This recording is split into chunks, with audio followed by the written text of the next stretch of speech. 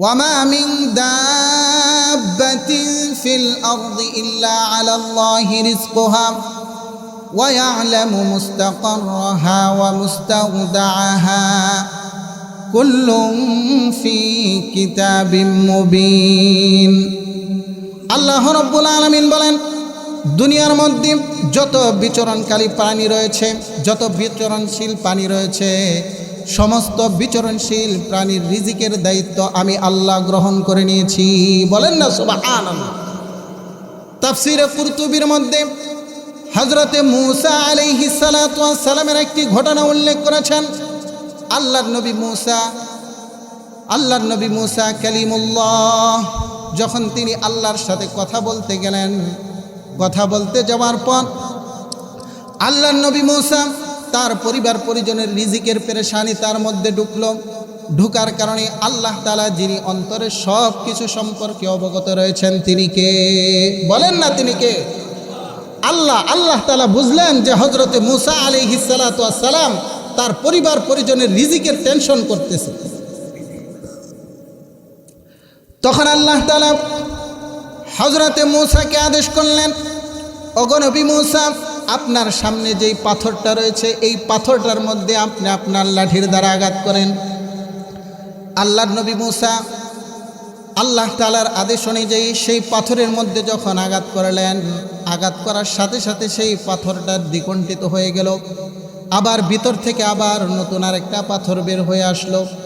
আল্লাহ তাআলা আবার আদেশ করলেন, ওগো নবী মূসা, আপনি আবার এই পাথরের মধ্যে আপনার লাঠির দ্বারা আঘাত করেন। আল্লাহর নবী মূসা আলাইহিস সালাতু ওয়াস সালাম দ্বিতীয়বার আবার আঘাত করলেন। তৃতীয়বার আবার নতুন আরেকটি পাথর বের হলো। সেই পাথরের মধ্যেও আল্লাহ তাআলা তাকে ওই পাথরকে আল্লাহর নবী মূসা আলাইহিস সালাতু ওয়াস সালামকে তার লাঠির দ্বারা মারার আদেশ করলেন। আল্লাহর নবী মূসা যখন তৃতীয়বার আল্লাহ তাআলার আদেশ অনুযায়ী তৃতীয় পাথরের মধ্যেও যখন তিনি আঘাত করলেন, আঘাত করার সাথে সাথে সেই পাথরের ভিতর থেকে ছোট্ট একটি পোকা বের হয়ে আসলো।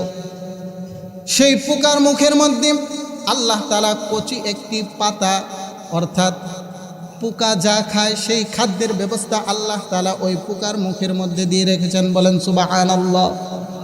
আল্লাহর নবী মূসা আলাইহিস সালাতু ওয়াস সালাম সেই দৃশ্য দেখে হতভম্ব হয়ে গেলেন যে আল্লাহ তাআলা এই পাথরের 3টা স্তরের ভিতরেও আল্লাহ তাআলা একটি সামান্যতম ছোট্ট পোকা, সেই পোকার ভিতরে আল্লাহ তাআলা সেই খাদ্যের ব্যবস্থা আল্লাহ ওই পাথরের ভিতরে করেছেন। বলেন সুবহানাল্লাহ।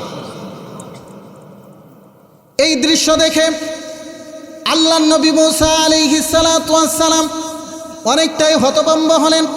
আল্লাহ তাআলা হযরতে মূসা আলাইহিস সালাতু ওয়াস সালামকে সেই পোকার ভাষাগুলো বোঝার মতো আল্লাহ তাআলা সুযোগ করে দিলেন।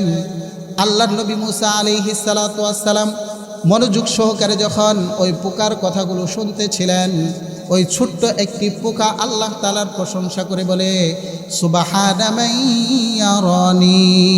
ওই পোকা বলে, আমি সেই রবের প্রশংসা করতেছি, সেই রবের পবিত্রতা ঘোষণা করছি, যেই রব এত বড় হওয়া সত্ত্বেও আমার মতো ক্ষুদ্র একজন মাখলুককে সদা সর্বদা আমাকে অবলোকন করেন দেখেন। বলেন সুবহানাল্লাহ।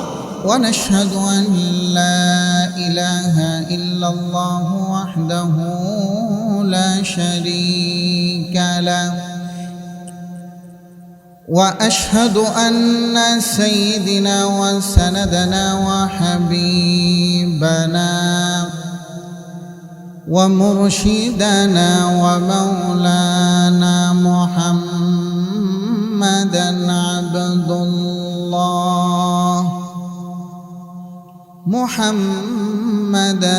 عبد الله ورسوله الذي أرسل إلى الناس كافة بشيرا ونذيرا وداعيا إلى الله بإذنه سراجا وقمرا منيرا فقد قال الله تعالى في كلامه المجيد وفي فرقانه الحميد. أعوذ بالله من الشيطان الرجيم. بسم الله الرحمن الرحيم. في جنات يتساءلون عن المجرمين. ما سلككم في سقر؟ قالوا لم نك من المصلين ولم نك نطعم المسكين وكنا نخوض مع الخائضين وكنا نكذب بيوم الدين حتى أتانا اليقين. وعن عمر بن الخطاب رضي الله تعالى عنه أنه قال: سمعت رسول الله صلى الله عليه وسلم: لو أنكم تتوكلون على الله حق توكله لرزقكم كما يرزق الطير تغدو خماصا وتروح بطانا.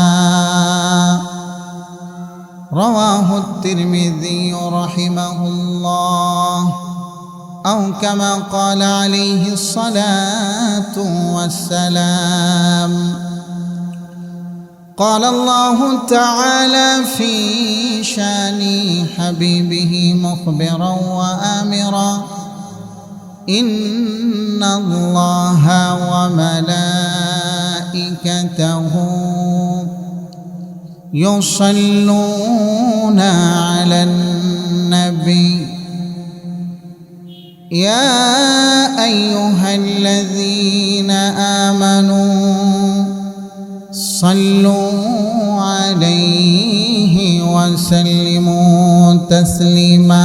اللهم সবাই আমরা নামাজে যে দরুদ শরীফ পড়ি সেই দরুদ শরীফ আমরা দরাজ কণ্ঠে আল্লাহর রসুলের প্রেম এবং মহব্বত মনের মধ্যে ধারণ করে একবার একেবারেই মনের মণিকোঠা থেকে আমরা আল্লাহর রসুলের প্রতি একবার দরুদ পড়ি। আল্লাহুম্মা সাল্লি আলা মুহাম্মাদিন ওয়া আলা আলি মুহাম্মাদিন কামা সাল্লাইতা আলা ইব্রাহিম ওয়া আলা আলি ইব্রাহিম ইন্নাকা হামিদুম মাজিদ। اللهم بارك على محمد وعلى آل محمد كما باركت على إبراهيم وعلى آل إبراهيم إنك حميد مجيد। اے مدینہ کے جانے والے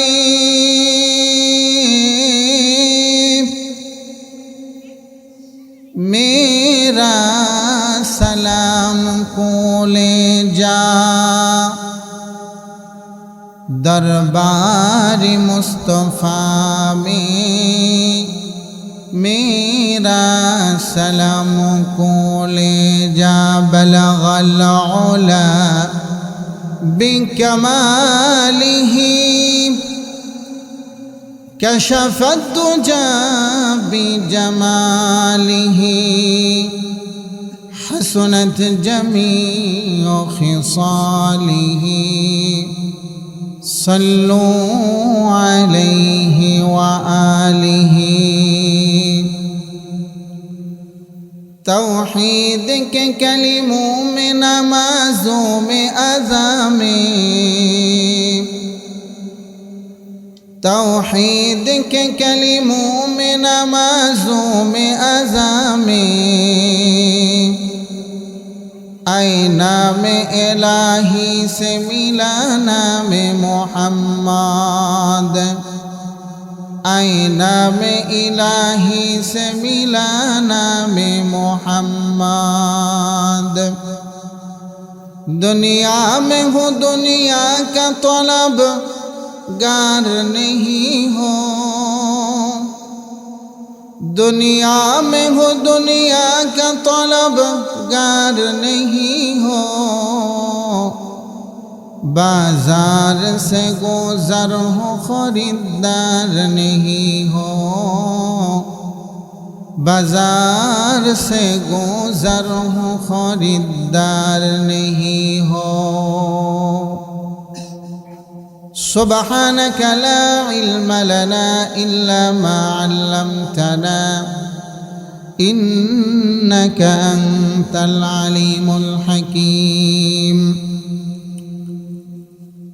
सम्मानित मुआज्जज काबिल एहतराम, আজকে বাইতুত তাকওয়া জামে মসজিদের উদ্যোগে তৃতীয় বার্ষিক ইসলামী মহাসম্মেলনের সম্মানিত সভাপতি হাফেজ মাওলানা মুফতি আশরাফ মাদানী সাহেব দামাত বারাকাতুহুম এবং সন্ধ্যা থেকে নিয়ে এ পর্যন্ত উম্মতের সেরতাজ উলামায়ে কেরাম যারা এ পর্যন্ত এখানে উপস্থিত হয়েছেন এবং পার্শ্ববর্তী থেকে বিভিন্ন আইম্মে মাসাজিদ এবং বিভিন্ন মাদ্রাসা থেকে উপস্থিত সম্মানিত উলামায়ে কেরাম এবং আমার সামনে উপবিষ্ট রয়েছেন ধর্মপ্রাণ ইসলাম প্রিয় বিশেষ করে মুরব্বী বাবারা এবং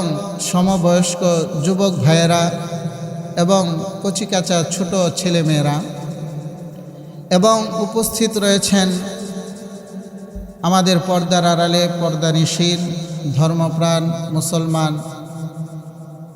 আমার মা ও বোনেরা, সকলকেই আমার পক্ষ থেকে শুভেচ্ছা নিবেদন করে সর্বপ্রথম আমরা সেই মহান রব্বুল আলামিনের দরবারে শুকর গুজার হচ্ছি এবং নিজেকে নিবেদন করছি সেই মহান রবের দরবারে, যে মহান রব আমাদেরকে পর্যন্ত হায়াত নসিব করেছেন, সুস্থতার নিয়ামত দান করে আজকের জালিসুর রহমান বেহেশতের বাগানে উপস্থিত হওয়ার তৌফিক দান করেছেন।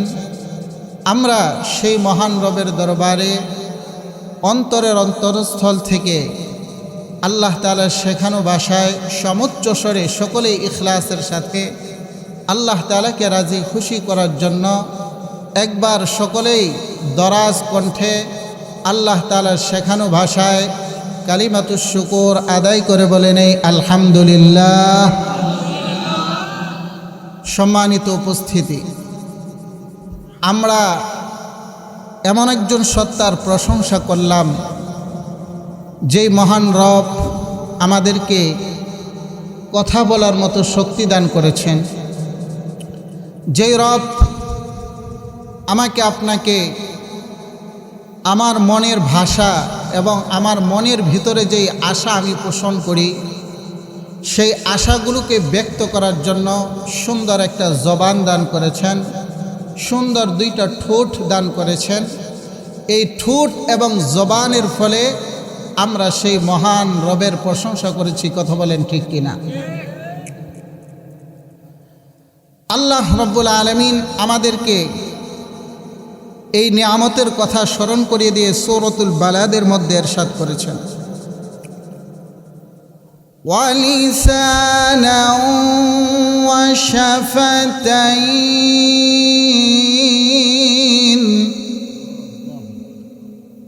আল্লাহ তাআলা বলেন, হে আমার বান্দারা, তোমরা একটু লক্ষ্য করে দেখো, তোমার সুন্দর দুইটা ঠোঁট এবং দুইটা ঠোঁটের ভিতরে যে জবান, এই জবান আমি আল্লাহ দান করেছি, বলেন সুবহানাল্লাহ।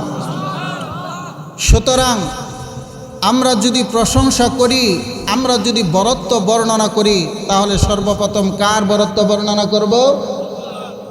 আরো জোরে বলি, কার বরত্ব বর্ণনা করব? আল্লাহর বরত্ব বর্ণনা করব।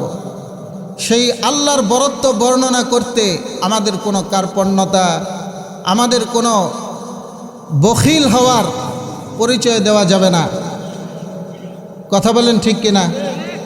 সেই জন্য আজকে আমরা এখানে উপস্থিত হয়েছি, যিনি আমাকে দয়া করে মায়া করে আমাকে এখানে উপস্থিত হওয়ার মতো তৌফিক এনায়েত করেছেন, তৌফিক দান করেছেন, তিনি কে? সকলে আবার দরজ কণ্ঠে বলি, তিনি কে?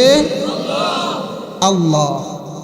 সুতরাং সেই আল্লাহ শব্দের আওয়াজ যদি এখান থেকে দরজ কণ্ঠে হয়, তাহলে আমাদের চারপাশে বসে থাকা যেই শায়াতিন মিনাল জিন্নি ওয়াল ইনস, মানুষ শয়তান, জিন শয়তান, সমস্ত শয়তানগুলো যার আওয়াজে বিতাড়িত হতে বাধ্য হবেন, সেই সত্তার, সেই মহান রবের নাম আমরা দরাজ কণ্ঠে এত জোরে এখান থেকে কম্পিত হবে, সেই কম্পনের কারণে শায়াতিন মিনাল জিন্নি ওয়াল ইনস এখান থেকে পালাতে বাধ্য হবে। এজন্য আবার আমরা জোরে সুরে একবার তাকবীর দিয়ে বলি, নারে তাকবীর, নারে তাকবীর, নারে তাকবীর। আলহামদুলিল্লাহ। এখন আমরা যারা আসছি, এখানে উপস্থিত হয়েছি, আপনারা দীর্ঘক্ষণ যাবৎ উলামায়ে কেরামের পবিত্র জবান থেকে, কোরআন এবং হাদিস থেকে আপনারা অনেক আলোচনা শুনেছেন। এখন যেহেতু শেষ মুহূর্তে আমরা এসে পড়েছি, আপনারা আমাদেরকে দাওয়াত করেছেন, নিমন্ত্রণ করেছেন, সেজন্য আপনাদের সামনে কিছু দ্বীনি মুযাকারা, আল্লাহ এবং আল্লাহর রসুলের কিছু কথা বলার মতো আল্লাহ তাআলা যেহেতু সুযোগ করে দিয়েছেন, এজন্য আমরা যারা এখানে আছি, আমি দীর্ঘক্ষণ আপনাদের আলোচনা করে আপনাদেরকে বিরক্ত করতে চাই না। অল্প কিছুক্ষণ আল্লাহর কোরআন থেকে আপনাদের সম্মুখে পাঠ করেছি সূরাতুল মুদ্দাসসিরের 40 নম্বর, 41 নম্বর, 42 নম্বর, 43, 44, 45 এই কয়েকটা আয়াতে কারিমা আপনাদের সামনে তেলাওয়াত করেছি এবং জনাবে রাসূলুল্লাহ সাল্লাল্লাহু আলাইহি ওয়াসাল্লামের পবিত্র মুখ নিঃসৃত বাণীসমূহ থেকে একখানা হাদিস আপনাদের সামনে পাঠ করেছি। তো আল্লাহ তাআলা যদি তৌফিক দান করেন, তাহলে এই আয়াত এবং হাদিসকে সামনে রেখেই সংক্ষেপে কিছু কথা বলে আপনাদের কাছ থেকে দোয়া নিয়ে এবং আপনারা উপস্থিত থাকবেন, সকলে আমরা দোয়ার মাধ্যমে ইনশাল্লাহ আমরা সকলে এখান থেকে বিদায় নিব। আল্লাহ তাআলা আমাদের সবাইকে তৌফিক দান করেন, সকলেই বলে আমিন। সম্মানিত উপস্থিতি, যেহেতু রাত গভীর হয়ে গিয়েছে, আপনারাও যারা এখানে আসছেন, পাশ থেকে প্রচণ্ড আওয়াজ আসছে, আপনাদেরকে মেহেরবানি করে বলবো, যারা আপনারা এখানে জালিসুর রহমান বেহেশতের বাগানে এসেছেন, প্রত্যেক দিন প্রতিনিয়তই এ ধরনের মাহফিল করা এটা আমাদের পক্ষে সম্ভব নয়।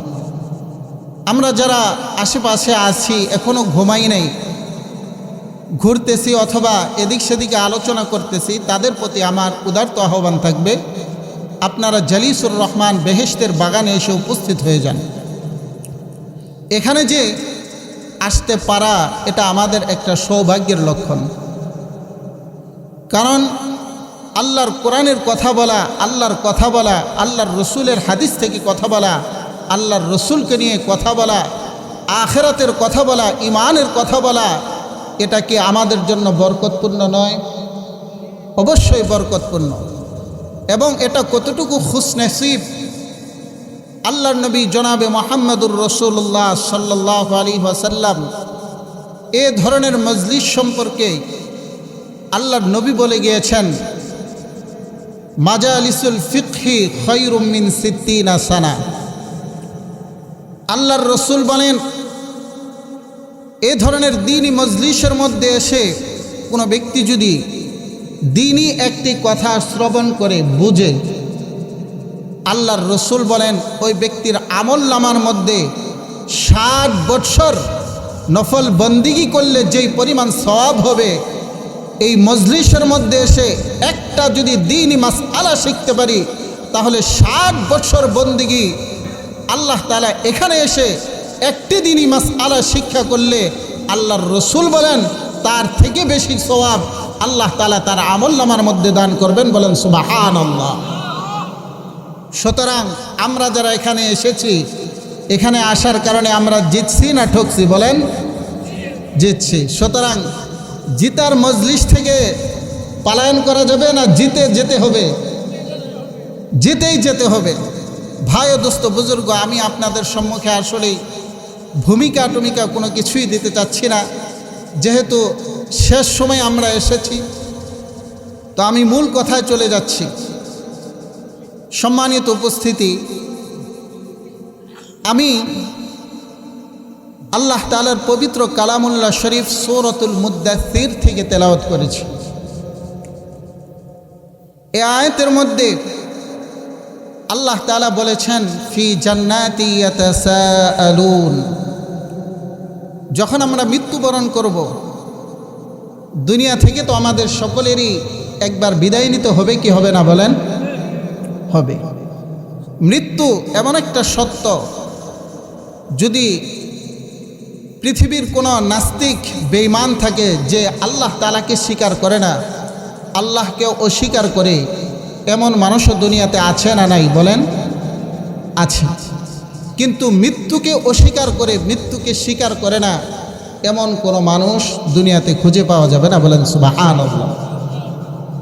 কারণ মৃত্যু আল্লাহ তাআলাকে কেউ চোখে দেখে নাই, বাস্তবে দেখে নাই, এজন্য সে অস্বীকার করার একটা যুক্তি শয়তান তার বিবেকের মধ্যে দিতে পারে। কিন্তু দুনিয়াতে এমন কোনো মানুষ নাই যে মানুষের মৃত্যু হয় নাই এবং মৃত্যু হচ্ছে না, মৃত্যু হবে না, এটা কেউ দুনিয়াতে ধারণা করতে পারে না। কথা বলেন ঠিক কিনা? সুতরাং আমি আপনি যারা আছি সকলেরই একদিন মৃত্যুবরণ করতে হবে কি হবে না? বলেন হবে। তো মৃত্যুর পর আরেকটা জিন্দিগি, আরেকটা জীবন আমাদের শুরু হবে, সূচনা হবে। এটাকে আমরা বিশ্বাস করি? অবশ্যই বিশ্বাস করি। যদি আমরা এটা বিশ্বাস না করতাম তাহলে আজকে আমরা এই কোরআনের মাহফিলে বসতাম না। কথা বলেন ঠিক কিনা? এই জিন্দিগির পর আরেকটা এমন জিন্দিগি আছে যেই জিন্দিগির শুরু আছে কিন্তু শেষ নেই। মৃত্যু নামক যে বস্তুটা আছে, কিয়ামতের দিন হাসরের ময়দানে আল্লাহ তাআলা মালাকুল মাউতকে জিজ্ঞাসা করবেন, হে মালাকুল মাউত, আরও কি পৃথিবীতে অথবা এই জগতের মধ্যে কোনো কেউ জীবিত আছে? তখন আল্লাহ তাআলার সামনে মালাকুল মাউত বলবেন, হে রব, শুধুমাত্র আপনি আর আমি ছাড়া কেউ নেই। তখন আল্লাহ তাআলা হযরত মালাকুল মাউতকেও আল্লাহর আদেশে মৃত্যু ঘটিয়ে দিবেন। বলেন সুবহানাল্লাহ। সবাইকে মৃত্যু ঘটানোর পর আল্লাহ তাআলা মৃত্যুরও মৃত্যু ঘটিয়ে দিবেন। মৃত্যু কিভাবে ঘটাবেন? মৃত্যু তো দেখা যায় না, ধরা যায় না, ছোঁয়া যায় না, শুধুমাত্র আমরা অনুভব করতে পারি যে সে এই দুনিয়া থেকে ইন্তেকাল করে আরেকটা জগতের মধ্যে চলে গিয়েছেন। এতটুকুই আমরা অনুভব করতে পারি, তাছাড়া এর থেকে কোনো কিছুই বেশি আমরা অনুভব করতে পারি না। কথা বলেন ঠিক কিনা?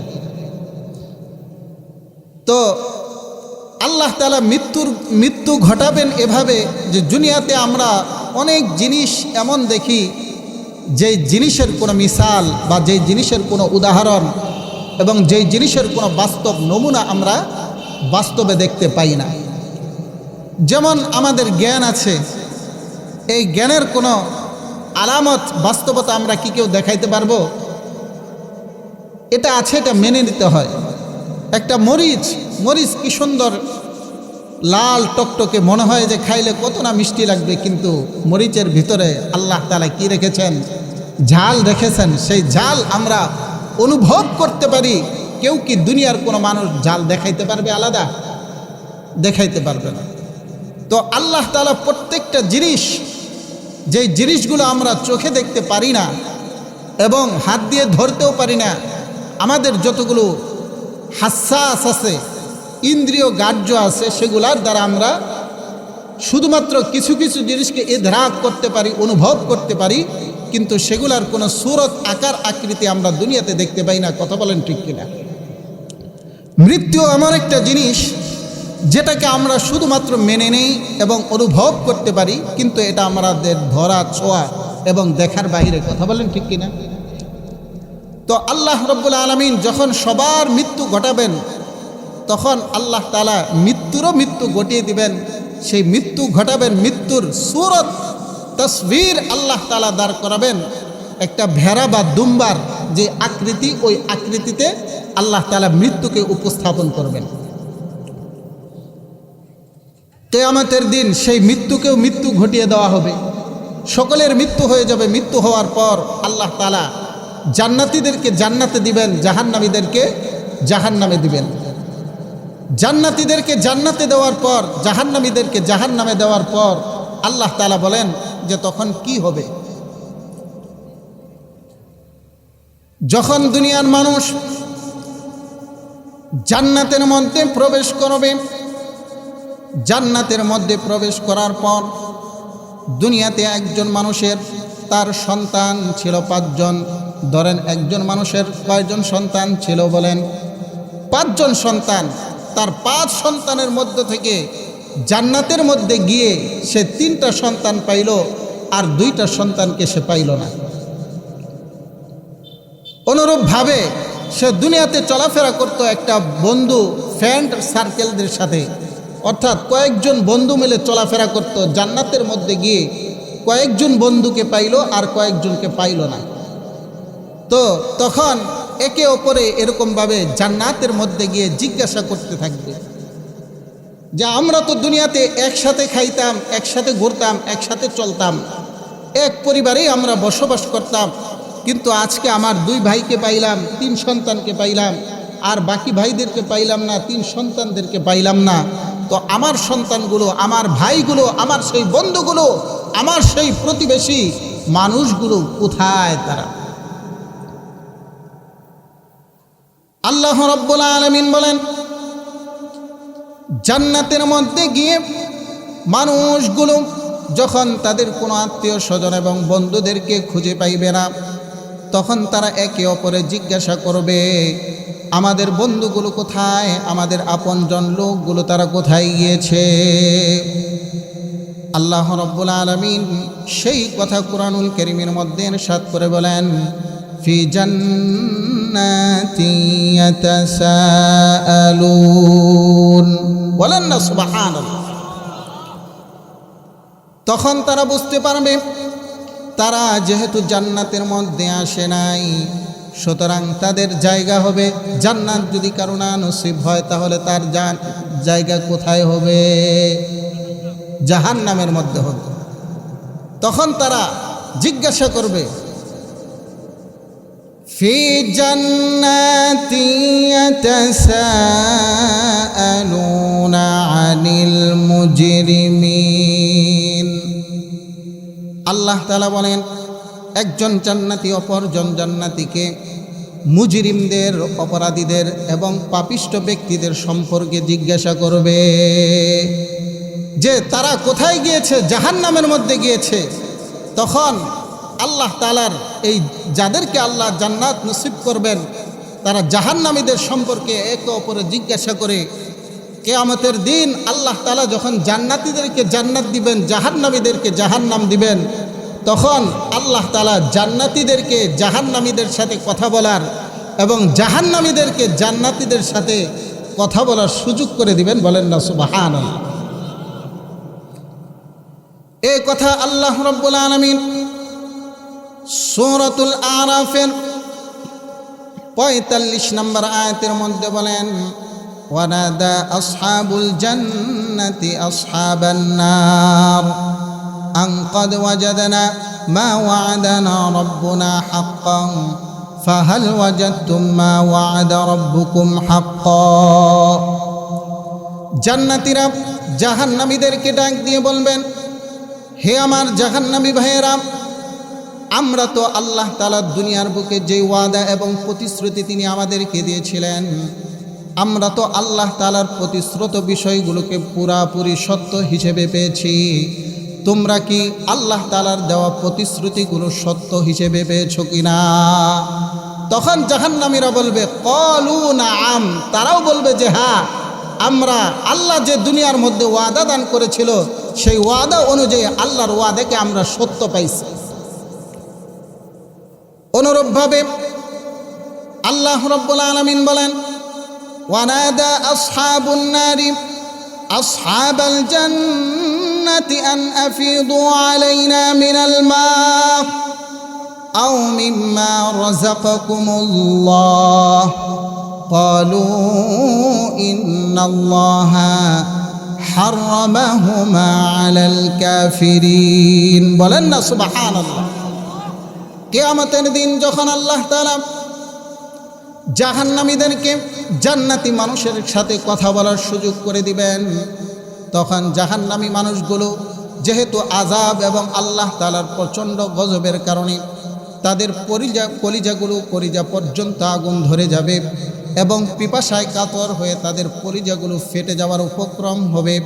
তখন তারা প্রচণ্ড পিপাসার কারণে জান্নাতীদেরকে ডাক দিয়ে বলবে, আন আফিদু আলাইনা মিনাল মা। হে জান্নাতীবাসীরা, দুনিয়াতে তোমরা আমাদের ভাই ছিলে, আমাদের প্রতি কত অনুগ্রহ করতে, আজকে আমাদের তৃষ্ণার কারণে কলিজাগুলো ফেটে যাচ্ছে, সুতরাং তোমরা জান্নাত থেকে কি সুন্দর ঝর্ণা আমরা দেখতে পাচ্ছি, এত সুমিষ্ট পানির ঝর্ণা আমরা দেখতে পাচ্ছি, এত সুমিষ্ট সুন্দর নহরগুলো আমরা জাহান্নাম থেকে দেখতে পারতেছি, সুতরাং তোমরা ওই জান্নাত থেকে আমাদের জন্য কিছু পানির ব্যবস্থা করো। আও মিম্মা রাযাকাকুমুল্লাহ। জাহান্নামীরা বলবে, হে আমার জান্নাতি ভাইয়েরা, আল্লাহ তাআলা তোমাদেরকে যেই সুন্দর নিয়ামত এবং রিজিক দান করেছেন, সেই রিজিক থেকে কিঞ্চিত রিজিক তোমরা আমাদের জন্য দিয়ে দাও। তখন জান্নাতীরা বলবে, ক্বালু ইন্নাল্লাহা হাররামাহুমা আলাল কাফিরিন। আল্লাহ তাআলা যাদেরকে জান্নাত দিয়েছেন সেদিন বলবে, হে আমার জাহান্নামী ভাইয়েরা, আল্লাহ তাআলা তোমরা যেই দুইটা জিনিসের কামনা করেছ, একটি হচ্ছে পানি এবং আল্লাহ প্রদত্ত রিজিক, এই দুটোটাই আল্লাহ তাআলা তোমাদের উপর হারাম করে দিয়েছেন। বলেন না নাউজুবিল্লাহ। সুতরাং কিয়ামতের দিন জান্নাতীরা জাহান্নামীদের দৃশ্যও দেখতে পারবে এবং জাহান্নামীরা জান্নাতীরও দৃশ্য দেখতে পারবে। ভাই ও দোস্ত বুজুর্গ, ভাই একটু বসেন, আমি আপনাদের কাছে করজোর অনুরোধ এবং আপনাদের কাছে আমার বিশেষ নিবেদন, দূর থেকে এসেছি, আল্লাহর কোরআন এবং রসুলের হাদিস থেকেই কিছু কথা বলবো। আমি আমার কথাকে নিয়ে যাচ্ছি, একটু পরে বুঝবেন যে আমরা কি পাচ্ছি। তো আল্লাহ তাআলা জান্নাতীদেরকে জাহান্নামের দৃশ্য কেন দেখাবেন? কারণ হচ্ছে জাহান্নামী মানুষ তারা যে কত আযাব এবং শাস্তির মধ্যে এবং কঠিন থেকে কঠিন অবস্থার মধ্যে তারা রয়েছে, এটা যখন জান্নাতি মানুষগুলা দেখতে পারবে তখন আল্লাহ তাআলার প্রতি শুকরিয়া তাদের বেড়ে যাবে। বলেন সুবহানাল্লাহ। আবার জাহান্নামীরা যখন জান্নাতি মানুষের অবস্থাগুলো দেখবেন তখন জাহান্নামী মানুষদের আফসোস বেড়ে যাবে। বলেন নাউজুবিল্লাহ। তখন তারা আফসোস করতে থাকবে যে হায়, দুনিয়ার জিন্দেগিতে যদি আমরা জাহান্নামের কাজ না করতাম তাহলে তো আজকে আমাদের এরকম অবস্থা হইতো না। যদি জান্নাতি মানুষের মতো যদি কাজ করতাম, তাহলে আমরা এই জান্নাতি নাজ নিয়ামত আজকে আমরাও ভোগ করতে পারতাম। বলেন সুবহানাল্লাহ। এখন জান্নাতি নাজ নিয়ামত, জান্নাত কত সুন্দর হবে, এটা আমরা অনেক সময় ওলামায়ে কেরামের কাছ থেকে শুনি। জাহান্নাম কত ভয়াবহ এবং নিকৃষ্টতম অবস্থান হবে, এটাও আমরা সাধারণভাবে আলেম ওলামাদের কাছ থেকে আমরা শ্রবণ করে থাকি। কিন্তু এই আয়াতের মধ্যে আল্লাহ তাআলা এই যে জান্নাতীরা একে অপরে আলোচনা করবেন এবং জাহান্নামীদের সম্পর্কে জিজ্ঞাসা করবেন, এই জিজ্ঞাসাটা মূলত কি জিজ্ঞাসা হবে? আল্লাহ রাব্বুল আলামিন বলেন, জান্নাতি মানুষগুলো জাহান্নামীদেরকে জিজ্ঞাসা করবেন, মা সালাকাকুম ফি সাকর। জান্নাতীরা বলবে, হে জাহান্নামীরা, তোমরা কোন কারণে জাহান্নামের মধ্যে নিপতিত হয়েছ? কোন কারণে তোমরা জাহান্নামের মধ্যে এসেছ? জান্নাতি মানুষগুলো বলবে যে তোমরা কেন জাহান্নামে এসেছো? তখন আল্লাহ তাআলা বলেন, জাহান্নামী মানুষগুলো তখন এই জান্নাতি মানুষের প্রশ্নের উত্তরে তারা 4টা উত্তর দিবেন। কয়টা উত্তর? 4টা উত্তর দিবেন যে আমাদের মধ্যে 4টা দোষের কারণে আজকে আমরা জাহান্নামের মধ্যে নিপতিত হয়েছি। বলেন নাউজুবিল্লাহ। কয়টা দোষ? 4টা দোষ। জাহান্নামীরা বলবে, আমি দুনিয়ার কোনো মানুষের কথা বলতেছি না, বরং সরাসরি আল্লাহর কোরআন থেকে আল্লাহর কথাগুলোই আমাদের ভাষায় ট্রান্সলেশন করছি, আপনাদেরকে বলছি। তো এই কথার মধ্যে কি কোনো সন্দেহ আছে? সন্দেহ আছে? আল্লাহ যা বলেছেন, আল্লাহর কোরআনে যা বলেছেন, এখানে তো সন্দেহ দূরের কথা, সন্দেহ করার মতো কোনো অবকাশ বা সুযোগ আমাদের আছে? দুনিয়াতে যত মানুষ যত কিতাব রচনা করেছে, সমস্ত কিতাবের শুরুতে তারা ভূমিকার মধ্যে এটা লিপিবদ্ধ করেছে যে এই কিতাবের মধ্যে যদি কোনো ভুল ত্রুটি পাওয়া যায়, তাহলে আপনারা আমাদেরকে অবহিত করলে আমরা পরবর্তীতে এটা সংশোধন করে দেব। কিন্তু আল্লাহর কোরআন আল্লাহ তাআলা দিয়ে শুরুতেই চ্যালেঞ্জ ছুড়ে দিয়েছে, আলিফ লাম মিম যালিকাল কিতাব লা রাইবা ফি। কথা বলেন ঠিক কিনা? এটা হচ্ছে এমন কিতাব যেই কিতাবের মধ্যে কোনো ধরনের সন্দেহ নাই। বলেন সুবহানাল্লাহ। ভাই দোস্ত বুজুর্গ, আল্লাহ তাআলা এই কোরআনের মধ্যে বললেন মানুষেরা জাহান্নামে যাবে কয় দোষের কারণে? 4টা দোষের কারণে। 4টা দোষ থাকার কারণে জাহান্নামীরা বলবে যে আমরা আজকে জাহান্নামে এসেছি, আমাদের মধ্যে 4টা দোষ ছিল।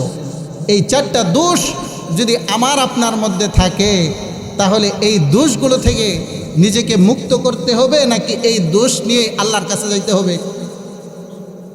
এই দোষগুলো থেকে আমাকে আপনাকে সবাইকে এখান থেকে মুক্ত হতে হবে। কথা বলেন ঠিক কিনা? এখন কোন 4টা দোষের কারণে মানুষ জাহান্নামে যায়, এটা আমাদের জানা উচিত কি উচিত না? বলেন। বহুত জরুরি বিষয়। দুনিয়াতে যদি আমাদের কোনো রোগ হয়, সেই রোগ কোন রোগ হলো, কেন হলো, এবং এটার প্রিসক্রিপশন, এটার সলিউশন, এটার চিকিৎসা কি, এটার জন্য আমরা দুনিয়াতে ডাক্তারের কাছে যাই। আল্লাহ তাআলা এই রোগীদের রোগের কথা আল্লাহ তাআলা কোরআনের মধ্যে আমাদের জন্য বর্ণনা করে সারা দুনিয়ার মানুষের জন্য সতর্ক বাণী দিয়ে দিলেন, হে দুনিয়ার মানুষেরা, তোমাদের মধ্যেও যদি এই 4টা দোষ থাকে, তাহলে এই 4টা দোষ নিয়ে তোমরা মৃত্যুবরণ করো না। কথা বলেন ঠিক কিনা? এই 4টা দোষ সম্পর্কে আমাদের জানা দরকার আছে না নাই? আছে। তো 1 নাম্বার দোষের কথা জাহান্নামীরা বলবে। জান্নাতি মানুষগুলো যখন জাহান্নামী মানুষদেরকে জিজ্ঞাসা করবে, মা সালাকাকুম ফি সাকর, কোন কারণে তোমরা জাহান্নামের মধ্যে আসলা? আইয়ু শাইইন সালাকাকুম ফি সাকর, কোন বস্তুর কারণে, কোন দোষের কারণে তোমরা জাহান্নামের মধ্যে আসলা? তখন জাহান্নামীরা 1 নাম্বার দোষের কথা বর্ণনা করবে। তারা বলবেন, ক্বালু লাম নাকু মিনাল মুসাল্লিন। 1 নাম্বার দোষের কথা জাহান্নামীরা বলবে আমরা দুনিয়াতে 1 নাম্বার দোষ ছিল আমরা নামাজি ছিলাম না। 1 নাম্বার দোষ কি বলেন? নামাজি ছিলাম না। আমরা নামাজ না পড়ার কারণে আল্লাহ তাআলা আজকে আমাদেরকে জাহান্নামে দিয়েছেন, বলেন নাউজুবিল্লাহ। জাহান্নামীদের যে 4টা দোষ, সেই 4টা দোষের প্রধান এবং 1 নাম্বার দোষ হচ্ছে তারা নামাজি ছিল না। কি ছিল না? নামাজি ছিল না। নামাজ না পড়া এটা একটা দোষের বিষয় নাকি প্রশংসার বিষয়? দোষের বিষয়, চরম দোষ। কারণ আল্লাহ তাআলা পবিত্র কোরআনের মধ্যে 1 বার নয় 2 বার নয় 80 বারের থেকেও বেশি যেই জিনিসটার আদেশ করেছেন সেই জিনিসটাই হচ্ছে নামাজ। কথা বলেন ঠিক কিনা? আল্লাহ তাআলা যেমন বড় তার কথা যেমন, আল্লাহ যেমন বড় তার কথাও তেমন বড়। আল্লাহ যেমন শক্তিশালী আল্লাহর কথাও তেমন শক্তিশালী। আল্লাহ যেমন, আল্লাহ তাআলার প্রত্যেকটা হুকুম হচ্ছে আল্লাহ তাআলার মতোই বড়। কথা বলেন ঠিক কিনা? সুতরাং আল্লাহর এই আদেশকে যারা অমান্য করবে তারা কিয়ামতের দিন জাহান্নামী হবে, বলেন নাউজুবিল্লাহ। এখন আমরা যে নামাজ আমাদের উপর আল্লাহ তাআলা ফরজ করেছেন, এই কথা আমরা সবাই কম বেশি জানি কি জানি না? বলেন জানি। তো তারপরেও আমরা কেন নামাজ পড়তে পারি না? নামাজ না পড়ার অনেকগুলো কারণ আছে। তার মধ্য থেকে প্রধান একটি কারণ হচ্ছে আমরা যারা, বিশেষ করে পুরুষ যারা আমরা আছি অথবা মহিলাও যারা আছি, ম্যাক্সিমাম মানুষ আমাদের উজর হচ্ছে যে হুজুর কাজের কারণে, ব্যস্ততার কারণে আমরা নামাজ আদায় করতে পারি না। কথা বলেন ঠিক কিনা?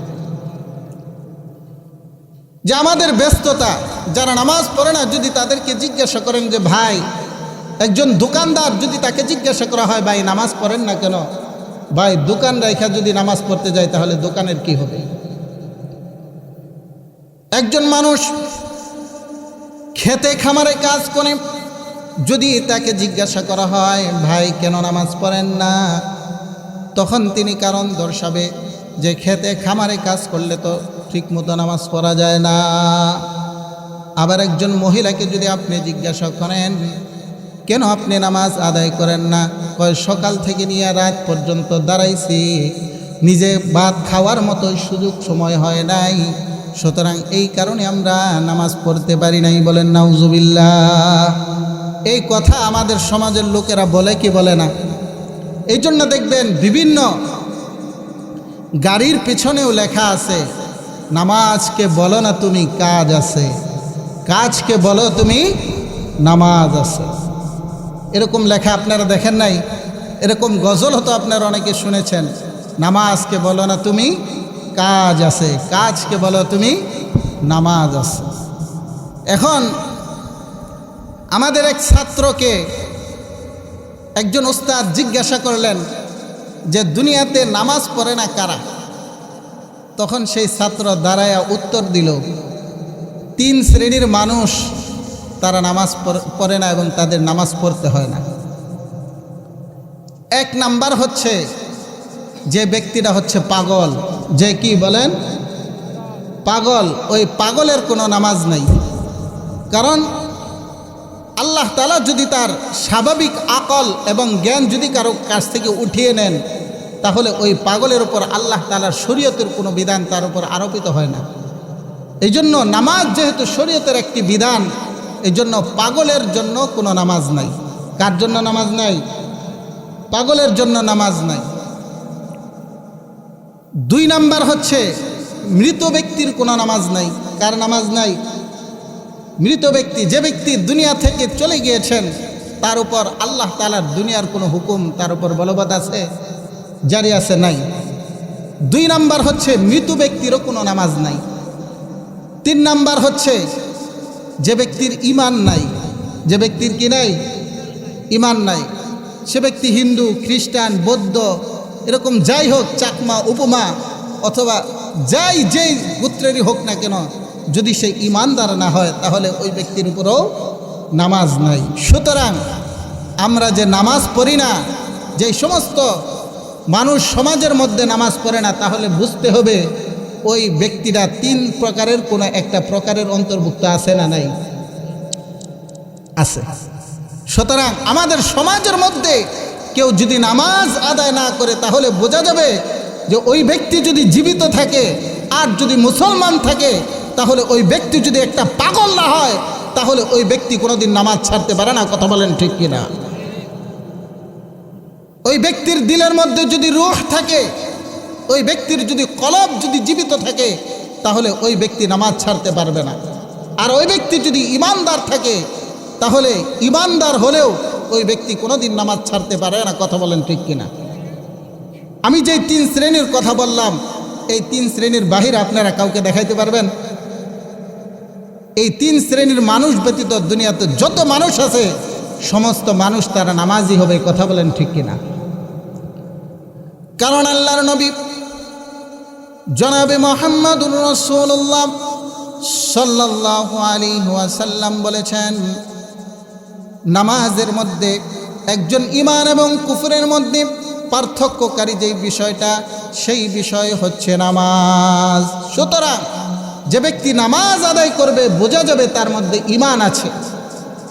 আল্লাহর নবী বলেন, আল ফারকু বাইনাল কুফরি ওয়াশ শিরকি ওয়াল ঈমানি আস-সালাহ। আল্লাহর নবী বলেন, একজন মানুষের মধ্যে কুফর এবং শিরিকের মধ্যে যেই জিনিসটা মানুষকে একজন মুমিন বানাবে, সেই জিনিসটা হচ্ছে নামাজ। সুতরাং কোনো ব্যক্তি যদি মান তারাকা সালাতান মুতাআম্মিদান মাকতুবাতান ফাকাদ কাফার, আল্লাহর রাসূল বলেন, কোনো ব্যক্তি যদি ইচ্ছা করে ফরজ কোনো নামাজ যদি সে পরিত্যাগ করে, আল্লাহর নবী বলেন ফাকাদ কাফার, ওই ব্যক্তি কাফের হয়ে গেল। বলেন নাউজুবিল্লাহ। সুতরাং ভাই ও দোস্ত বুজুর্গ, নামাজ এমন একটা ইবাদত, যে ইবাদত ছাড়া কোনো মুমিন, কোনো মুসলমান দুনিয়াতে বেঁচে থাকবে এবং ইমানদার দাবি করবে, সে কোনো দিন নামাজ ছাড়তে পারে না। কথা বলেন ঠিক কিনা? সুতরাং আমরা এই যে নামাজ, এই নামাজকে আমরা যে ছেড়ে দিচ্ছি, এটার কারণ কি? কারণ হচ্ছে আমাদের দুনিয়ার ব্যস্ততা। অধিকাংশ ক্ষেত্রে আমরা দুনিয়াতে ব্যস্ত হওয়ার কারণে আমরা নামাজ আদায় করতে পারি না। কারণ আমাদের দুনিয়াতে রিজিক অন্বেষণের জন্য আমরা আমাদের সব কিছুই ব্যয় করে দেই, কিন্তু আমাদের আখিরাত যেই জিন্দিগির শুরু আছে শেষ নাই, সেই জিন্দিগির জন্য আমরা নামাজ আদায় করি না। কথা বলেন ঠিক কিনা? সুতরাং আমাদের যে ব্যস্ততা, রিজিকের যে অন্বেষণের যেই টেনশন, পেরেশানি, এই পেরেশানিকে আল্লাহ তাআলা দূর করার কিছু আমল আল্লাহ তাআলা কোরআনের মধ্যে বলেছেন, আল্লাহর রাসূল হাদিসের মধ্যে বলেছেন। যদি আমরা এই আমলগুলো করতে পারি, তাহলে আল্লাহ তাআলা আমাদের রিজিকের টেনশনগুলো দূর করে দেবেন। বলেন সুবহানাল্লাহ। আমি আজকে আপনাদের সম্মুখে এই রিজিক, যেই সুগল, যেই ব্যস্ততা, যেই কাজের কারণে, যেই রিজিক অন্বেষণের কারণে আমরা আল্লাহর হুকুম নামাজ পড়তে পারি না, আর নামাজ না পড়ার কারণে আমরা জাহান্নামী হয়ে যাচ্ছি, এই রিজিক অন্বেষণের জন্য আমরা যে পেরেশানি করি, যেই দুশ্চিন্তার মধ্যে পড়ি, এই দুশ্চিন্তা থেকে বাঁচার জন্য আল্লাহ তাআলা কোরআনুল কারীমের মধ্যে, আল্লাহর রাসূল হাদিসের মধ্যে কিছু টিপস দিয়েছেন, কিছু আমলের কথা বলেছেন। এই আমলগুলো যদি আমরা করতে পারি, তাহলে আল্লাহ তাআলা আমাদের কাছ থেকে রিজিকের টেনশন, রিজিকের পেরেশানিগুলো দূর করে দেবেন। বলেন সুবহানাল্লাহ।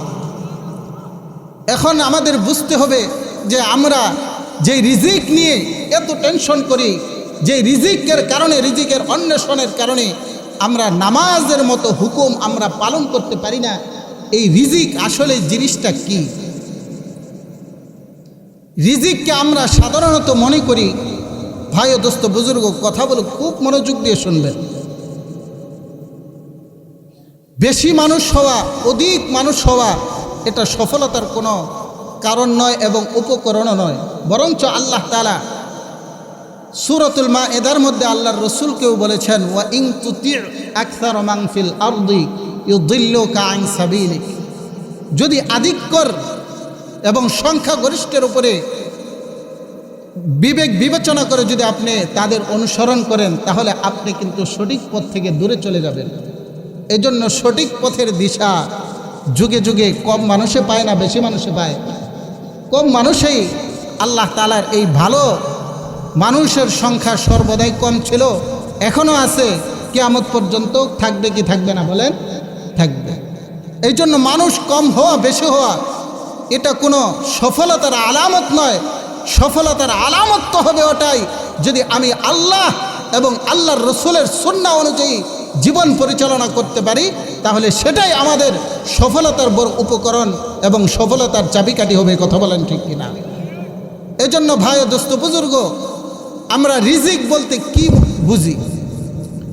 সাধারণত আমরা যারা আছি আমরা মনে করি যে আমি যদি বেশি খাইতে পারি, বেশি পড়তে পারি, আমাদের গাড়ি বাড়ি সম্পদ, সহায় সম্পদ, জমি জিরাত, এগুলাকে আমরা রিজিকের সর্বোচ্চ স্তর মনে করি এবং এটাকেই আমরা রিজিক মনে করি। কথা বলেন ঠিক কিনা? কিন্তু রিজিকের 4টা স্তর আছে। রিজিকের কয়টা স্তর আছে? 4টা স্তর আছে। 1 নাম্বার রিজিকের স্তর হচ্ছে সর্বনিম্ন স্তর। সর্বনিম্ন স্তর মানে যেটার নিচে কোনো রিজিকের স্তর নাই।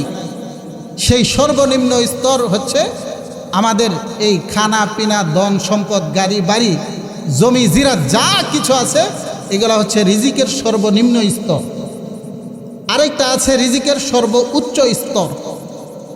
সর্বোচ্চ স্তর হচ্ছে আল্লাহ তাআলা বান্দাদেরকে যেই সুস্থতা দান করেছেন এবং দিলের মধ্যে যে প্রশান্তি দান করেছেন, এই দিলের প্রশান্তি এবং শারীরিক সুস্থতা, এটা হচ্ছে রিজিকের সর্বোচ্চ স্তর। বলেন সুবহানাল্লাহ।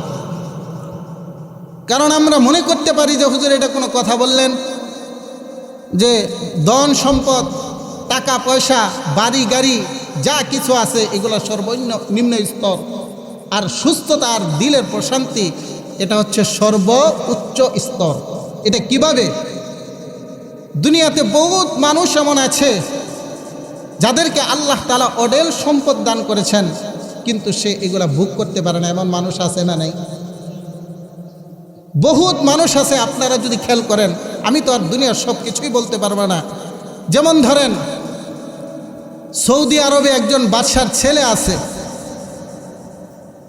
আল্লাহ তাআলা তাদেরকে কি পরিমাণ ধন সম্পদ আর কি পরিমাণ দুনিয়ার প্রাচুর্য আল্লাহ তাআলা তাদেরকে দিয়েছেন, কি পরিমাণ মান সম্মান দিয়েছেন।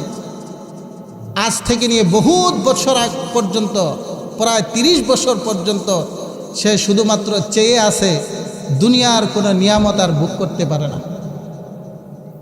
তাকে এত সম্পদ দেওয়া হয়েছে, সে দুনিয়ার সম্পদের দ্বারা সে কি কোনো কিছু গ্রহণ করতে পারতেছে? শুধুমাত্র তাকাই রয়েছে, আর কিচ্ছু নাই, বেঁচে আছে এটুকু। আবার আমাদের অনেক মানুষ যারা শহরে বসবাস করে, অঢেল সম্পদের মালিক, তাদেরকে আল্লাহ তাআলা অনেক সম্পদ দিয়েছে। প্রত্যেক দিন যদি 10,000 20,000 টাকা যদি এরকম ব্যয় করে খায়, তাহলেও তাদের সম্পদ শেষ হবে না। এমন মানুষ দুনিয়াতে আছে না নাই? আছে। কিন্তু দেখবেন আল্লাহ তাআলা তার এমন বড় বড় রোগ দিয়ে রাখছে, ওই ডাক্তারের কাছে যাওয়ার কারণে প্রথমে তাকে যেটা নিষিদ্ধ করবে সেটা হচ্ছে আপনি গরুর গোশত খাইতে পারবেন না, ইলিশ মাছ খাইতে পারবেন না, চিংড়ি মাছ খাইতে পারবেন না, মিষ্টি খাইতে পারবেন না। আপনি খাবেন কি? সকালে ডিম, কুসুম ছাড়া একটা ডিম খাবেন, দুপুরে 2 চামচ ভাত খাবেন, তাও সবজি দিয়া, রাত্রে হালকা অর্ধেক রুটি খাবেন, একটু সবজি খাবেন। এমন মানুষের সংখ্যা দুনিয়াতে নাই না আছে? আল্লাহ তাআলা তাকে বহুত সম্পদ দিয়েছে, কিন্তু আল্লাহ ভোগ করার মতো সুযোগ তাকে দেন নাই। কথা বলেন ঠিক কিনা? আবার এমন মানুষও আছে আল্লাহ তাআলা তাকে সুস্থতা দান করেছেন এবং দিলের মধ্যে শান্তিও দান করেছেন, কিন্তু আল্লাহ তাআলা রিজিকের যতটুকু ফয়সালা আল্লাহ তার জন্য করেছেন, অতটুকু খেয়ে সে আল্লাহ তাআলার প্রতি শুকরিয়া আদায় করে বলে আলহামদুলিল্লাহ। এমন মানুষ আছে না অনেকেই? এরকম সকালে এক বাটি পান্তা ভাত নিয়া, এরকম কাঁচামরিচ আর একটা পেঁয়াজ নিয়া, মাখানি দিয়া এরকম সুস্বাদু করে খাইতেছে, যাতে করে ওই বড় লোকেরা যে পোলাও কুরমা খায়, তারপরেও এতটুকু মজা আর স্বাদ সে অনুভব করতে পারে না। কথা বলেন ঠিক কিনা? সুতরাং যদি দুনিয়াতে অনেক সম্পদ আছে কিন্তু আল্লাহ আপনাকে সুস্থতা দেন নাই, দিলের কোনো শান্তি দেন নাই, তাহলে সম্পদ থাকলেও ওটা আপনি উপভোগ করতে পারবেন না। বরঞ্চ আপনার ওটা হেফাজতের জন্য বহুত পেরেশানি হতে হবে। এই জন্য রিজিকের সর্বোচ্চ স্তর হচ্ছে আল্লাহ তাআলা যাকে সুস্থতা দান করেছেন এবং দিলের প্রশান্তি দান করেছেন, এটা হচ্ছে রিজিকের সর্বোচ্চ স্তর। আর রিজিকের সর্বোত্তম স্তর হচ্ছে আল্লাহ তাআলা যদি আপনাকে নেককার স্ত্রী দান করেন, নেককার সন্তান দান করেন, তাহলে এটা হচ্ছে রিজিকের সর্বোত্তম স্তর। আর রিজিকের পূর্ণাঙ্গ স্তর হচ্ছে ওটা আল্লাহ তাআলার রেজা, আল্লাহর খুশি, আল্লাহ মানসা অনুযায়ী যদি আমি দুনিয়াতে চলতে পারি, তাহলে এটা হচ্ছে আমার রিজিকের সর্বোত্তম স্তর, সর্বোত্তম পূর্ণাঙ্গ স্তর। আল্লাহ তাআলা এই যে রিজিকের 4টা স্তর রেখেছেন, তার মধ্যে আল্লাহ তাআলা আমাদেরকে যেই রিজিকের যেই স্তরগুলো আল্লাহ আমাদেরকে দান করেছেন, এটার উপরে 1 নাম্বার, যদি আমরা আমাদের রিজিককে আল্লাহর পক্ষ থেকে বৃদ্ধি করতে চাই এবং রিজিকের মধ্যে বরকত পাইতে চাই, তাহলে 1 নাম্বার শর্ত হচ্ছে আল্লাহ আমাকে যতটুকু রিজিক দান করেছেন এই রিজিকের উপরে সন্তুষ্টি প্রকাশ করতে হবে। যদি আপনি আল্লাহ তাআলা যেই প্রদত্ত রিজিক আল্লাহ আমাকে দান করেছেন, এই প্রদত্ত রিজিকের উপরে যদি আমি সন্তুষ্ট থাকতে পারি, তাহলে আল্লাহর নবী হাদিসে কুদসির মধ্যে বর্ণনা করেছেন, মহান আল্লাহ রব্বুল আলামিন বলেছেন, ইয়া ইবনে আদম খালাকতুকা লিল ইবাদাতি ফালা তালআব। আল্লাহ তাআলা বলেন, হে বনি আদম, আমি তোমাকে দুনিয়াতে সৃষ্টি করেছি ইবাদত করার জন্য, ফালা তালআব, সুতরাং তুমি খেলার মধ্যে নিমগ্ন হয়ে যেও না। আল্লাহ তাআলা বলেন, ওয়া কাসামতু লাকা রিজকাকা ফালা তাতআব। আল্লাহর নবী বলেন, আল্লাহ তাআলা বলেছেন, আমি তোমার জন্য তোমার রিজিকটাকে আমি বন্টন করে দিয়েছি, সুতরাং বন্টনকৃত রিজিকের উপরে তুমি আর পেরেশানি হয়ো না। বলেন না সুবহানাল্লাহ। আল্লাহ তাআলা বলেছেন যে, হে আমার বান্দা, আমি তোমার জন্য রিজিকের যেই বন্টন করে দিয়েছি, এই বন্টনের রিজিকের উপরে ক্ষেত্রে তুমি আর পেরেশানি করো না, তুমি তোমার বন্টনকৃত রিজিক তুমি সময় মতো পেয়ে যাবা। বলেন সুবহানাল্লাহ। কিভাবে পাবো সেটার দৃষ্টান্ত আল্লাহ তাআলা দুনিয়াতে বহুত দান করেছেন। আল্লাহ তাআলা বলেন সূরাতুল হুদের 6 নম্বর আয়াতের মধ্যে বলেন, ওয়ামা মিন দাব্বাতিন ফিল আরদি ইল্লা আলাল্লাহি রিজকুহা ওয়া ইয়ালামু মুস্তাকাররাহা ওয়া মুস্তাওদাআহা কুল্লুম ফি কিতাবিম মুবিন। আল্লাহ রাব্বুল আলামিন বলেন, দুনিয়ার মধ্যে যত বিচরণকারী প্রাণী রয়েছে, যত বিচরণশীল প্রাণী রয়েছে, সমস্ত বিচরণশীল প্রাণীর রিজিকের দায়িত্ব আমি আল্লাহ গ্রহণ করে নিয়েছি। বলেন না সুবহানাল্লাহ। তাফসীরে কুরতুবীর মধ্যে হযরতে মূসা আলাইহিস সালাতু ওয়াস সালামের একটি ঘটনা উল্লেখ করেছেন। আল্লাহর নবী মূসা কালিমুল্লাহ, যখন তিনি আল্লাহর সাথে কথা বলতে গেলেন, কথা বলতে যাওয়ার পর আল্লাহর নবী মূসা তার পরিবার পরিজনের রিজিকের পেরেশানি তার মধ্যে ঢুকার কারণে আল্লাহ তাআলা যিনি অন্তরের সব কিছু সম্পর্কে অবগত রয়েছেন, তিনি কে? বলেন না তিনি কে? আল্লাহ। আল্লাহ তাআলা বুঝলেন যে হযরতে মূসা আলাইহিস সালাতু ওয়াস সালাম তার পরিবার পরিজনের রিজিকের টেনশন করতেছে। তখন আল্লাহ তাআলা হযরতে মূসাকে আদেশ করলেন, ওগো নবী মূসা, আপনার সামনে যেই পাথরটা রয়েছে এই পাথরটার মধ্যে আপনি আপনার লাঠির দ্বারা আঘাত করেন। আল্লাহর নবী মূসা আল্লাহ তাআলার আদেশ অনুযায়ী সেই পাথরের মধ্যে যখন আঘাত করলেন, আঘাত করার সাথে সাথে সেই পাথরটা দ্বিখণ্ডিত হয়ে গেল। আবার ভিতর থেকে আবার নতুন আরেকটা পাথর বের হয়ে আসলো। আল্লাহ তাআলা আবার আদেশ করলেন, ওগো নবী মূসা, আপনি আবার এই পাথরের মধ্যে আপনার লাঠির দ্বারা আঘাত করেন। আল্লাহর নবী মূসা আলাইহিস সালাতু ওয়াস সালাম দ্বিতীয়বার আবার আঘাত করলেন। তৃতীয়বার আবার নতুন আরেকটি পাথর বের হলো। সেই পাথরের মধ্যেও আল্লাহ তাআলা তাকে ওই পাথরকে আল্লাহর নবী মূসা আলাইহিস সালাতু ওয়াস সালামকে তার লাঠির দ্বারা মারার আদেশ করলেন। আল্লাহর নবী মূসা যখন তৃতীয়বার আল্লাহ তাআলার আদেশ অনুযায়ী তৃতীয় পাথরের মধ্যেও যখন তিনি আঘাত করলেন, আঘাত করার সাথে সাথে সেই পাথরের ভিতর থেকে ছোট্ট একটি পোকা বের হয়ে আসলো। সেই পোকার মুখের মধ্যে আল্লাহ তাআলা কচি একটি পাতা, অর্থাৎ পোকা যা খায় সেই খাদ্যের ব্যবস্থা আল্লাহ তাআলা ওই পোকার মুখের মধ্যে দিয়ে রেখেছেন। বলেন সুবহানাল্লাহ। আল্লাহ নবী মুসা আলাইহিস সালাতু ওয়াস সালাম সেই দৃশ্য দেখে হতভম্ব হয়ে গেলেন যে আল্লাহ তাআলা এই পাথরের 3টা স্তরের ভিতরেও আল্লাহ তাআলা একটি সামান্যতম ছোট্ট পোকা, সেই পোকার ভিতরে আল্লাহ তাআলা সেই খাদ্যের ব্যবস্থা আল্লাহ ওই পাথরের ভিতরে করেছেন। বলেন সুবহানাল্লাহ। এই দৃশ্য দেখে আল্লাহ নবী মুসা আলাইহিস সালাতু ওয়াস সালাম অনেকটাই হতভম্ব হলেন।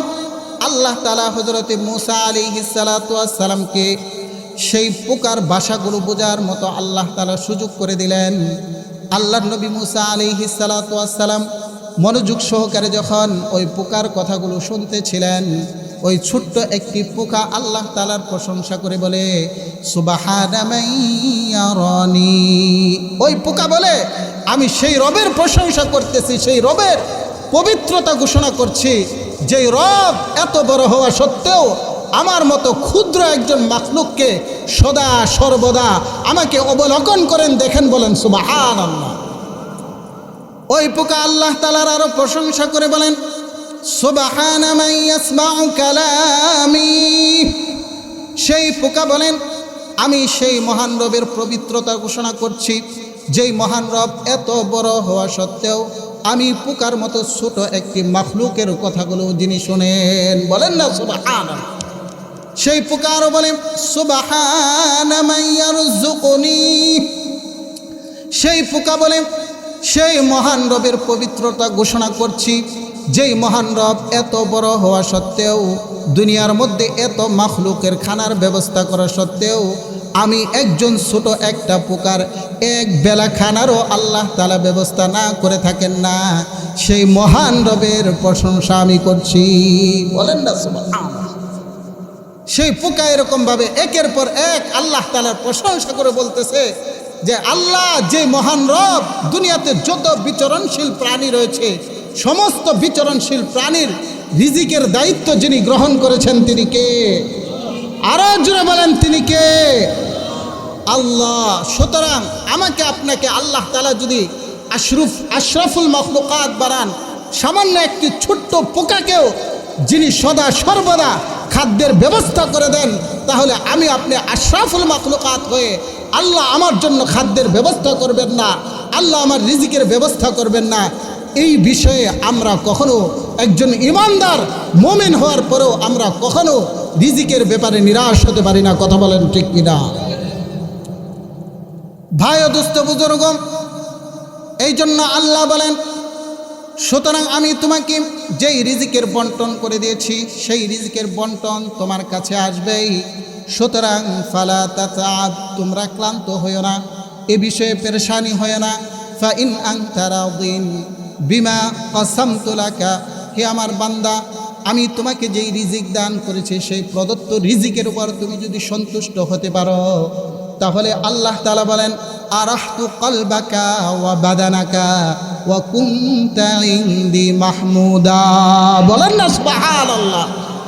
আল্লাহ বলেন ও বান্দা তুমি যদি আমার রিজিকের উপরে সন্তুষ্ট থাকতে পারো, তাহলে আরাহতু কলবাকা ওয়া বাদানাকা, তাহলে আমি তোমার শরীর এবং মনকে প্রশান্ত করে দেব, আরামের ব্যবস্থা করে দেব। ওয়া কুনতা ইনদি মাহমুদা, এবং তুমি আমার কাছে আমার প্রিয় বান্দা হয়ে যাবে। বলেন না সুবহানাল্লাহ। আর যদি তুমি আমি যেই রিজিক তোমাকে দান করেছি সেই রিজিকের উপরে যদি তুমি সন্তুষ্ট না থাকতে পারো, ফা ইল্লাম তারদা লা উসাল্লিতান্না আলাইকা দুনিয়া।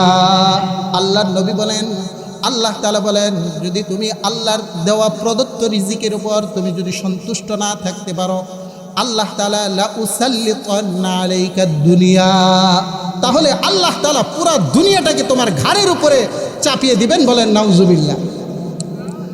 আল্লাহর রাসূল বলেন আল্লাহ তাআলা তারপরে বলেন তারকুদু ফিহা রাকদিল বুহুশি ফিল বারিয়া।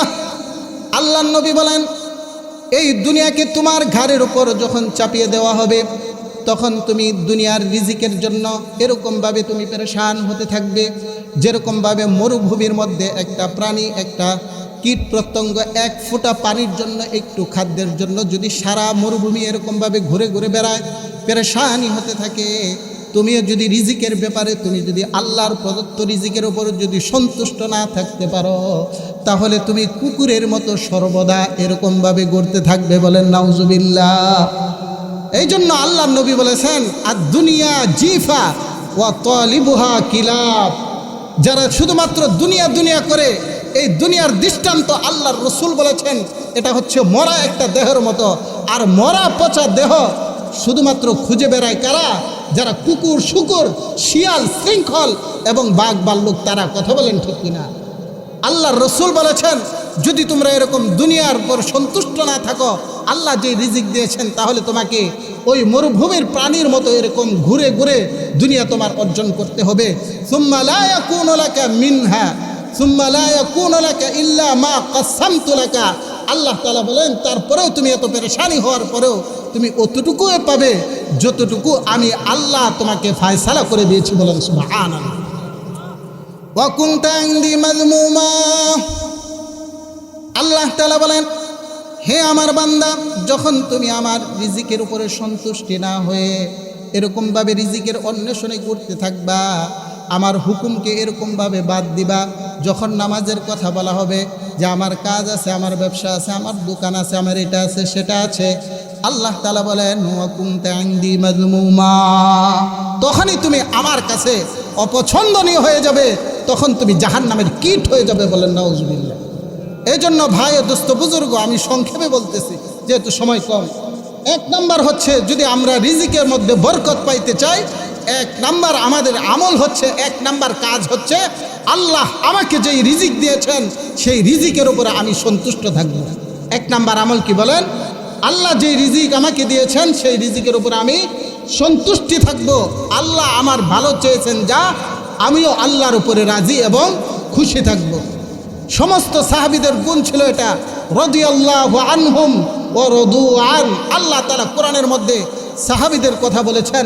সাহাবায়ে কেরাম আল্লাহ তাআলার ফয়সালার উপরে তারা সন্তুষ্ট ছিল, আল্লাহ তাদের উপর সন্তুষ্ট হয়ে গেছেন। ভাই ও দোস্ত বুজুর্গ, মূল কথা এটার দ্বারা আমরা যতটুকু সন্তুষ্ট অর্জন করতে পারবো, আপনি যদি সারা জীবন সুবহানাল্লাহ আলহামদুলিল্লাহ তাসবিহ পড়েন, তারপরেও এতটুকু সন্তুষ্ট হতে পার, আল্লাহ কি করতে পারবেন না? যদি আমি আপনি আল্লাহর তাকদীরের ওপর যদি আমরা সন্তুষ্ট না হতে পারি, তাহলে আল্লাহর রেজাও পাওয়া কঠিন হয়ে যাবে। কথা বলেন ঠিক কিনা? এই জন্য ভাই ও দোস্ত বুজুর্গ, আমাদের আজকের মাহফিল থেকে এক নাম্বার শিক্ষা হবে, আল্লাহ আমাকে যা দান করেছেন সেটার উপরে আমরা সবাই খুশি থাকবো। কারা কারা খুশি থাকবো হাত তুলে দেখাও।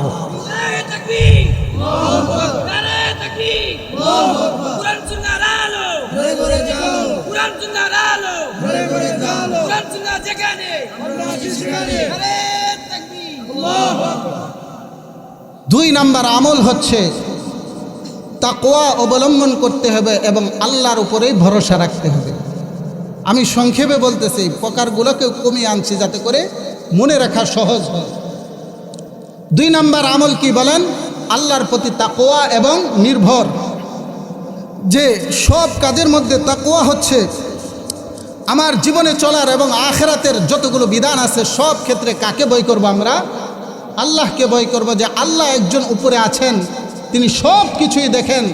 আমরা আল্লাহর উপরে ভরসা করব। যদি আমরা আল্লাহর উপরে ভরসা করতে পারি, তাহলে আল্লাহ তাআলা ওয়াদা করেছেন তোমাদের রিজিকের ফয়সালা আমি এমন জায়গা থেকে করে দিব যেই রিজিকের ধারণা তোমরা কোনো দিন করতে পারো নাই। বলেন সুবহানাল্লাহ।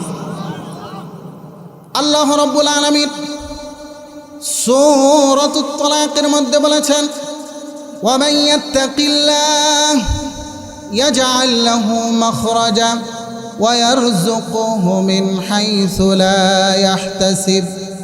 আল্লাহ তাআলা বলেন, ওয়া মান ইয়াত্তাকিল্লাহ, দুনিয়ার বুকে যে বান্দা আমি আল্লাহর উপরে তাকওয়া অবলম্বন করবে, সমস্ত কাজে আমি আল্লাহকে ভয় করবে, আল্লাহ তাআলা বলেন তার দুনিয়ার যত সমস্যা আছে, আখিরাতের যত পেরেশানি আছে, আমি আল্লাহ সমস্ত দুনিয়া এবং পেরেশানি এবং আখিরাতের সমস্ত পেরেশানিগুলো দূর করে দিব। বলেন সুবহানাল্লাহ। আল্লাহ তাআলা বলেন ওয়া ইয়ারযুকুহু মিন হাইসু লা ইয়াহতাসিব, এবং তাকে আমি এমন রিজিকের ব্যবস্থা করে দিব যেই রিজিকের ধারণা বান্দা কোনো দিন করতে পারে নাই। বলেন সুবহানাল্লাহ। আল্লাহ রাব্বুল আলামিন আরেক আয়াতের মধ্যে বলেন, ওয়ালাউ আন্না আহলাল কুরা আমানু ওয়াত্তাকাউ লাফাতাহনা আলাইহিম বারাকাতিম মিনাস সামাই ওয়াল আরদ। আল্লাহ তাআলা বলেন, কোন জনপদবাসী যদি দুইটা কাজ করতে পারে তাহলে আল্লাহ তাআলা আসমান এবং জমিনের যত বরকত আছে সমস্ত বরকতের দ্বারগুলো আল্লাহ তাআলা তাদের জন্য খুলে দিবেন। বলেন না সুবহানাল্লাহ। এক নাম্বার কাজ হচ্ছে আমানু, যদি তারা প্রকৃত ঈমানদার হতে পারে। দুই নাম্বার আল্লাহ তাআলা বলেন ওয়াত্তাকাউ, এবং যদি তারা তাকওয়া অবলম্বন করতে পারে তাহলে আমি আল্লাহ তাদের জন্য সমস্ত বরকতের দরজাগুলো খুলে দিব। বলেন না সুবহানাল্লাহ। তাহলে দুই নাম্বার আমল হচ্ছে আল্লাহ তাআলার প্রতি তাকওয়া অবলম্বন করতে হবে। সমস্ত কাজে আল্লাহর ভয় আমার দিলের মধ্যে, আপনার দিলের মধ্যে রাখতে হবে। আল্লাহ তাআলা আরো বলেন, ওয়ামান ইয়াতাওয়াক্কাল আলাল্লাহ ফাহুয়া হাসবুহ। আল্লাহ তাআলা বলেন, কোনো ব্যক্তি যদি আল্লাহর উপরে ভরসা করতে পারে তাহলে আল্লাহই তার রিজিকের ব্যবস্থার জন্য যথেষ্ট হয়ে যাবেন। বলেন না সুবহানাল্লাহ। আমরা যদি আল্লাহর উপরে ভরসা করতে পারি তাহলে সেই আল্লাহ আমার রিজিকের জন্য যথেষ্ট হয়ে যাবেন। এই বিশ্বাস এবং এই ইতিকাদ, এই নির্ভরতা আজকে আমাদের মধ্যে দেখা যায় না। না থাকার কারণে আমরা রিজিকের পেরেশানির মধ্যে পড়ি।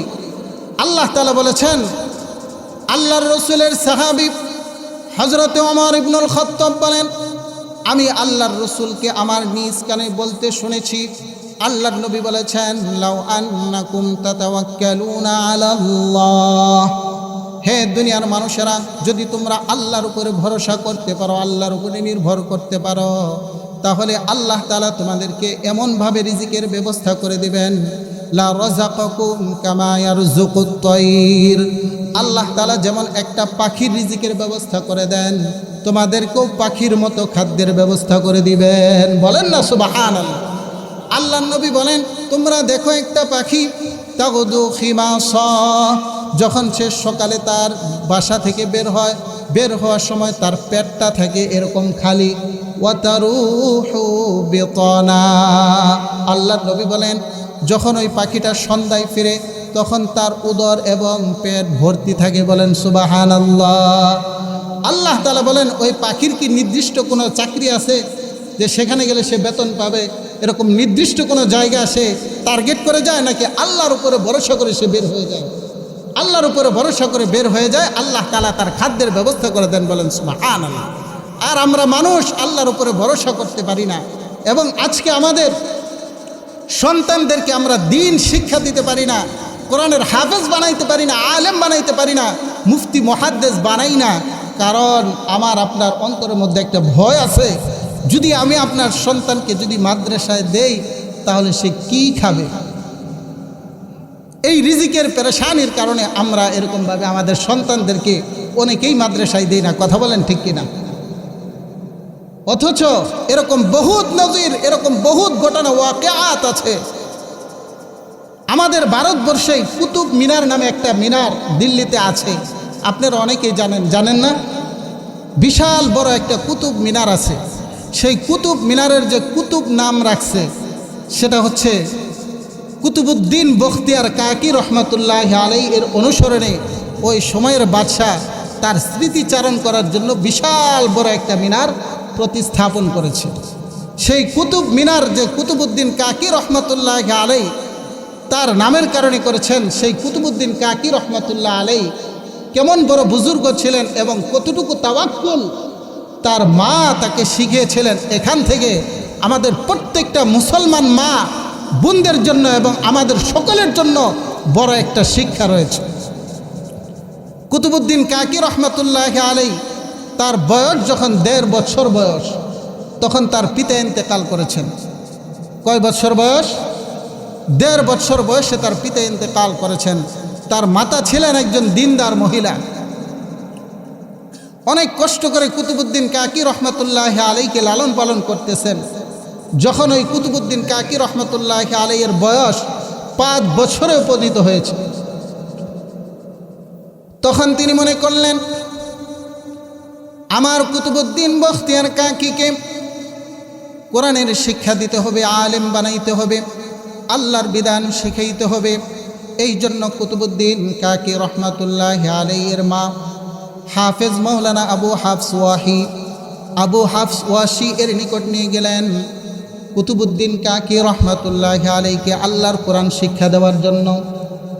কুতুবউদ্দিন কাকি রহমাতুল্লাহি আলাইহিকে তার মা উস্তাদের কাছে অর্পণ করলেন এবং বললেন আমার ছেলে, আমার সন্তান কুতুবউদ্দিন কাকি বখতিয়ারকে আপনি কোরআনের হাফেজ বানাবেন এবং শুরু থেকে আপনি কোরআনের শিক্ষা দিয়ে তাকে কোরআনের আলোয় আলোকিত করবেন।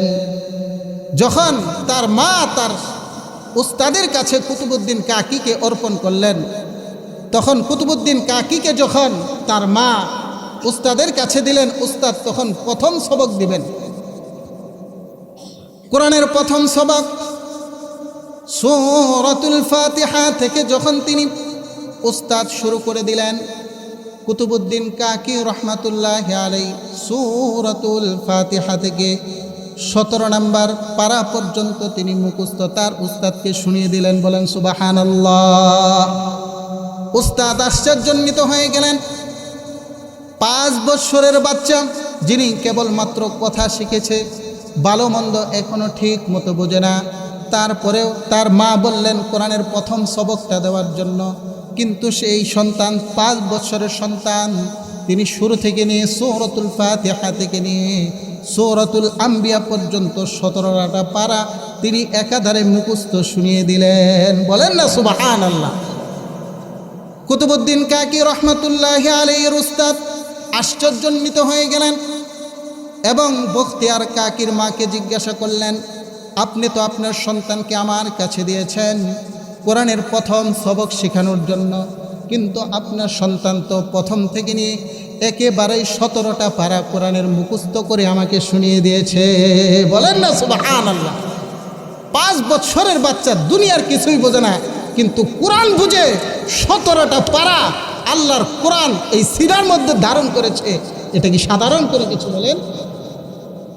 কুতুবউদ্দিন কাকি রহমাতুল্লাহি আলাইহির মা তাকে যখন এই কথা বলা হলো, কুতুবউদ্দিন কাকি রহমাতুল্লাহি আলাইহির মাও আশ্চর্যান্বিত হয়ে গেলেন এবং বখতিয়ার কুতুবউদ্দিন কাকিকে জিজ্ঞাসা করলেন, ওগো বখতিয়ার কুতুবউদ্দিন কাকি, তুমি কিভাবে এই 17 পারা কোরআনুল কারীমের হিফজ করেছ? তখন কুতুবউদ্দিন কাকি যে উত্তরটা দিয়েছিল, সেই উত্তরটা আজকে আমাদের প্রত্যেকটা মুসলমানের ঘরের মধ্যে জরুরি হয়ে পড়েছে। প্রত্যেকটা মা বোনের জন্য এটা জরুরি বিষয়। কুতুবউদ্দিন কাকি রহমাতুল্লাহি আলাইহি উত্তর দিয়েছেন।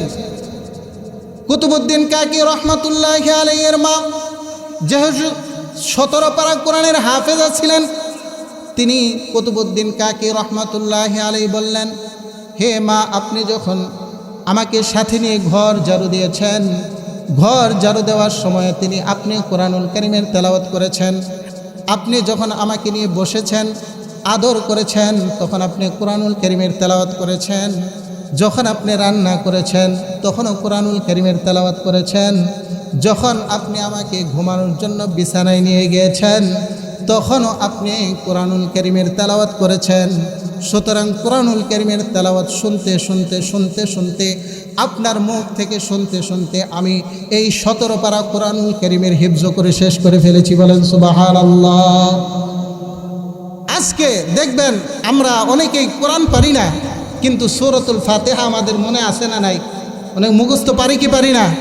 পারি। কারণ সূরা ফাতিহা এতবার শুনতে শুনতে শুনতে শুনতে মুখস্থ হয়ে যায় না?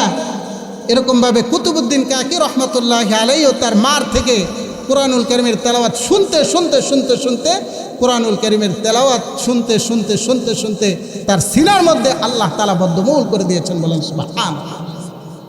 আজকে আমাদের মা বোনদের জন্য এখান থেকে বড় একটা শিক্ষা, যারা আমরা আজকে ঘরের কাজ করি হাত দিয়া পাও দিয়া, মুখ দিয়া তো আমরা কেউ কাজ করি না, করি।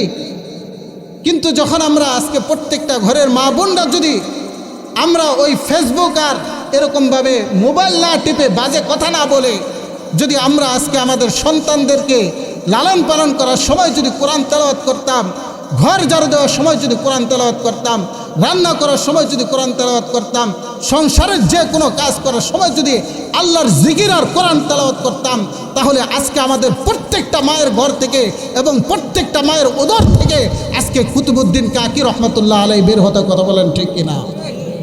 কিন্তু আজকে এখন দেখা যায় কি, আমাদের মা বোনেরা, আপনারা কষ্ট পেয়েন না, বাচ্চাকে দুধ দিচ্ছেন, তারপরেও মোবাইল টিপছেন, রান্না করছেন মোবাইল টিপছেন, ঘর ঝাড়ু দিচ্ছেন মোবাইল টিপছেন, বিভিন্ন বাজে কথার মধ্যে লিপ্ত আছেন। এই জন্য আজকে আমাদের সন্তানগুলো অনেক সন্তান হয় না, কথা বলেন ঠিক কিনা? এই জন্য আমাদের এই কুতুবউদ্দিন কাকি রহমতুল্লাহ আলাইহি থেকে শিক্ষা হলো, আমাদের মা বোন এবং আমরা যারা আছি, আমরা আমাদের সন্তানের সামনে আল্লাহর কোরআনুল কারীমের তেলাওয়াত করব, আল্লাহর জিকির করব, আল্লাহর বরত্বের কথা তাদের সামনে পেশ করব।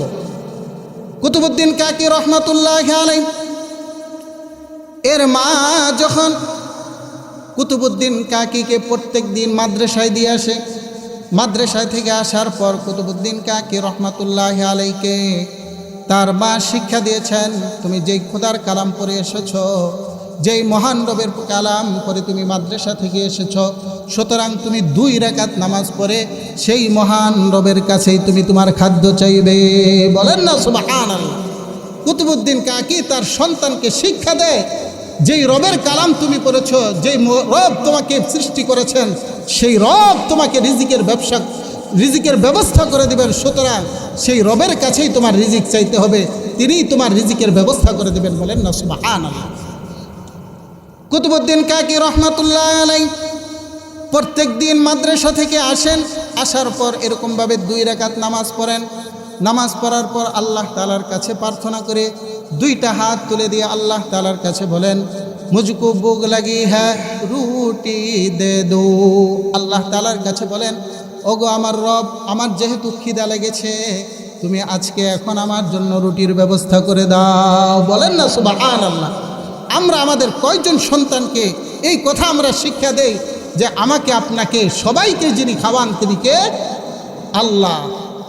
হযরতে কুতুবউদ্দিন কাকি রহমতুল্লাহ আলাইহিকে এই শিক্ষা দিচ্ছেন, এবং তার মা সুন্দর রুটি হালুয়া প্রস্তুত করে এরকম আলমারির ভিতরে রাখেন এবং তাকে বুঝান যে তুমি রবের কাছে চেয়ে যখন তুমি আলমারি খুলবা, তখন তোমার রব তোমাকে এরকম রুটি এবং হালুয়ার ব্যবস্থা করে দিবেন। বলেন সুবহানাল্লাহ। এখন কুতুবউদ্দিন কাকি রহমতুল্লাহ আলাইহি ছোট মানুষ, বুঝে না, শুধু এতটুকুই বুঝে যে আল্লাহর কাছে চাইলে, নামাজ পড়া আল্লাহর কালাম করে চাইলে আল্লাহ আমাকে খাবারের ব্যবস্থা করে দেন। এই শিক্ষা এবং এই নির্ভরতা তার দিলের মধ্যে তার মা তাকে শিক্ষা দিচ্ছেন। বলেন সুবহানাল্লাহ।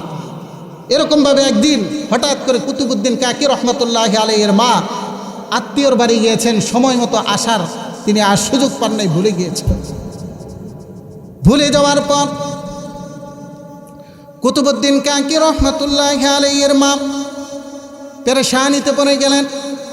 আজকে কুতুবউদ্দিন কাকি অন্য দিনের মতো বাড়িতে ফিরবেন, ফেরার পর সে যদি আল্লাহর কাছে দোয়া করে, সে যদি জায়গা মতো রুটি না পায়, তাহলে এতদিন পর্যন্ত আমি তাকে যেই শিক্ষা দিয়েছি, তাহলে এই শিক্ষার ক্ষেত্রে তিনি ভুল মনে করবেন যে আমার মা যেহেতু বাড়িতে নেই, আমার খাবারের ব্যবস্থা হয় নাই, তার মানে হচ্ছে আমার মাই আমার খাবারের ব্যবস্থা করে দেন। বলেন নাউজুবিল্লাহ। তার মা এরকম পেরেশানি হয়ে গেলেন যে আজকে এতদিন পর্যন্ত আমি আমার কুতুবউদ্দিনকে যেই শিক্ষা দিচ্ছি, আজকে আমার এই একটু অবহেলার কারণে যদি আমার সন্তান যদি আল্লাহর উপরে নির্ভরতা যদি কমিয়ে দেয়, তার ঈমানটা যদি নষ্ট হয়ে যায়, তাহলে এতদিন পর্যন্ত আমি যেই মেহনত করেছি, এই মেহনতের কোনো ফলাফল আমি পাইব না। তখন তিনি পেরেশানি হয়ে আল্লাহর দরবারে 2টা হাত উত্তোলন করে দিয়েছেন। 2টা হাত তুলে আল্লাহ তাআলার কাছে বলে, ওগো আল্লাহ, এতদিন পর্যন্ত তোমার বান্দা, ছোট একটা বান্দা কুতুবউদ্দিন কাকিকে যেই শিক্ষা আমি দিয়েছি, তুমি রাজ্জাক, তুমি রিজিকের ব্যবস্থা করো, আজকে যদি কুতুবউদ্দিন কাকি যদি সময় মতো রুটি না পায়, তাহলে তো তোমার উপর থেকে এই বান্দার ভরসা চলে যাবে। সুতরাং আল্লাহ তুমি এই কুতুবউদ্দিন কাকির জন্য রুটির ব্যবস্থা করে দাও। বলেন না সুবহানাল্লাহ। এই দোয়া তার মা করতেছেন। আল্লাহর নবী হাদিসের মধ্যে বলেন, দুনিয়ার মধ্যে আল্লাহ তাআলার কাছে মানুষরা যত কিছু চায়, প্রত্যেকটা চাওয়ার মধ্যে বাইনাহা হিজাব। আল্লাহ বলেন ওই চাওয়ার মধ্যে একটা পর্দা থাকে, কিন্তু কোনো বাবা মা যদি তার সন্তানের জন্য দোয়া করে, আল্লাহর রসুল বলেন সেটা কবুল হওয়ার ক্ষেত্রে আর কোনো পর্দা থাকে না, বলেন না সুবহানাল্লাহ। এই জন্য ভাই ও দোস্ত বুজুর্গ, বাপ মার দোয়া নিতে হবে। বাবা মার যদি দোয়া না পাওয়া যায় তাহলে দুনিয়া আখেরাতে কোনো জায়গায় সফল হওয়া যাবে না। কুতুবউদ্দিন কাকি রহমাতুল্লাহ আলাইহি বাড়িতে আসলেন। বাড়িতে আসার পর যথানিয়মে তিনি নামাজ পড়লেন, আল্লাহর কাছে চাইলেন। আল্লাহর কাছে চেয়ে যখন প্রত্যেক দিনের মতো ওই আলমারির মধ্যে গিয়েছেন, যাওয়ার সাথে সাথে অন্য দিন যেমনভাবে রুটির হালুর ব্যবস্থা থাকে, এই দিনও সে এরকমভাবে অন্য দিনের মতো রুটি এবং হালুয়ার ব্যবস্থা পেয়ে তিনি সুন্দরভাবে খেয়ে আল্লাহ তাআলার প্রশংসা করে শুয়ে রইলেন, বলেন সুবহানাল্লাহ। কুতুবউদ্দিন কাকির মা বাড়িতে এসে দেখলেন কুতুবউদ্দিন অন্য দিনের মতো খেয়ে এরকমভাবে শুয়ে রয়েছেন। তখন তার মা মাথায় হাত দিয়ে বললেন যে, কুতুবউদ্দিন কাকি, তুমি কি আজকে খানা খেয়েছ? বলল, হ্যাঁ, আমার রব আজকেও আমাকে খাবারের ব্যবস্থা করেছেন, রুটি এবং হালুর ব্যবস্থা করেছেন। তবে মা, আজকে আমি যেই রুটি এবং হালুয়া আমাকে আল্লাহ খাওয়াইছেন, এত মজার হালুয়া এবং রুটি আমি আমার জীবনেও কোনোদিন খাই নাই, বলেন সুবহানাল্লাহ। আল্লাহ তাআলা তাকে জান্নাত থেকে রুটি এবং হালুর ব্যবস্থা করে দিয়েছেন, বলেন সুবহানাল্লাহ।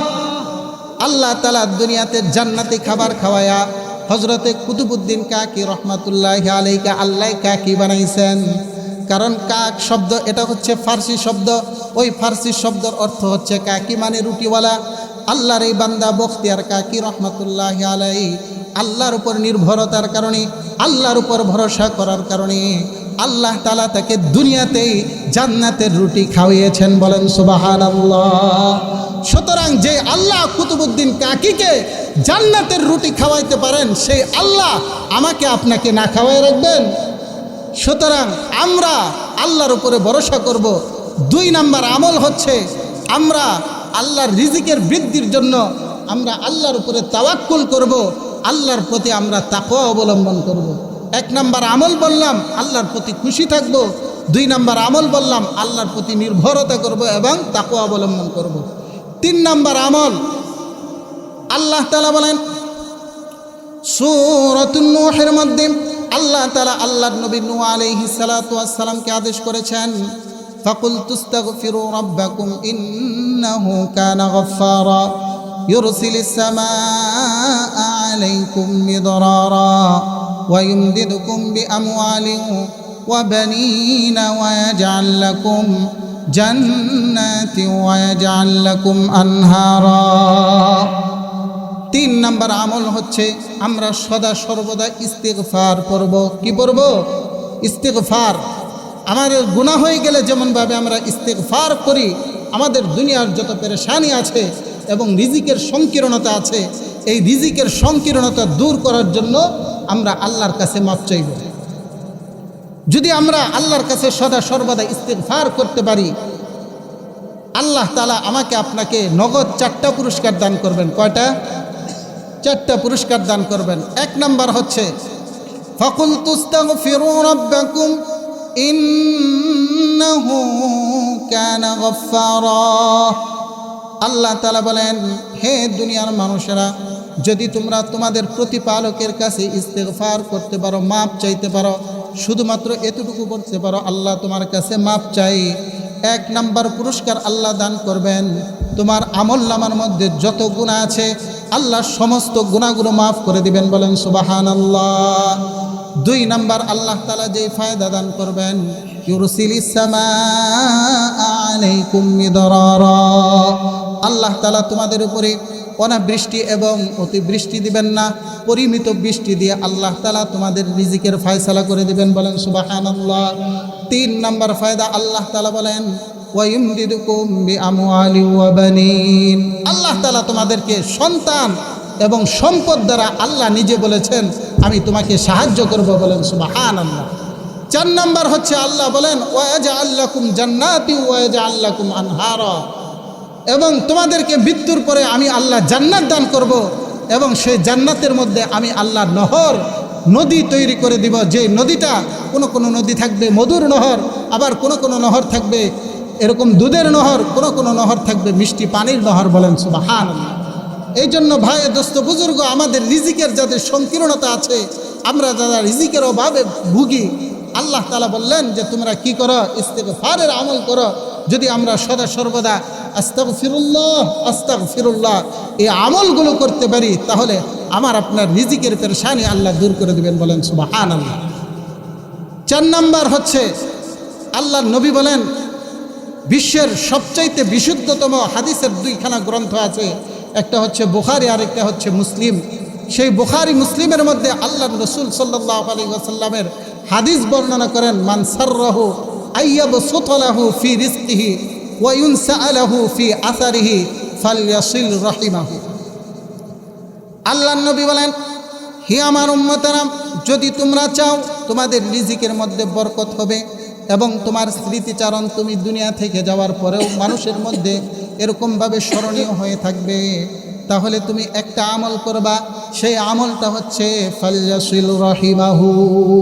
তাহলে ওই ব্যক্তি যেন তার আত্মীয় স্বজনের সাথে, পাড়া প্রতিবেশীদের সাথে সে যেন ভালো আচরণ করে। বলেন সুবহানাল্লাহ।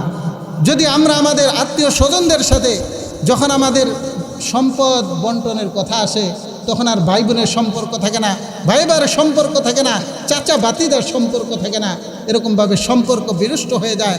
আল্লাহর রাসূল বলেছেন, যদি তোমরা এই সম্পর্কটাকে অটুট রাখতে পারো, তাহলে আমি আল্লাহ তোমাদের রিজিকের মধ্যে বরকত দান করে দেব। বলেন সুবহানাল্লাহ। 5 নাম্বার আমল হচ্ছে, আল্লাহর রাসূল বলেছেন, মান সাররাহু আইয়াবসুতা লাহু ফি রিজকিহি ওয়া ইউযাদু ফি উমরিহি ফালইয়াবির ওয়ালিদাইহি।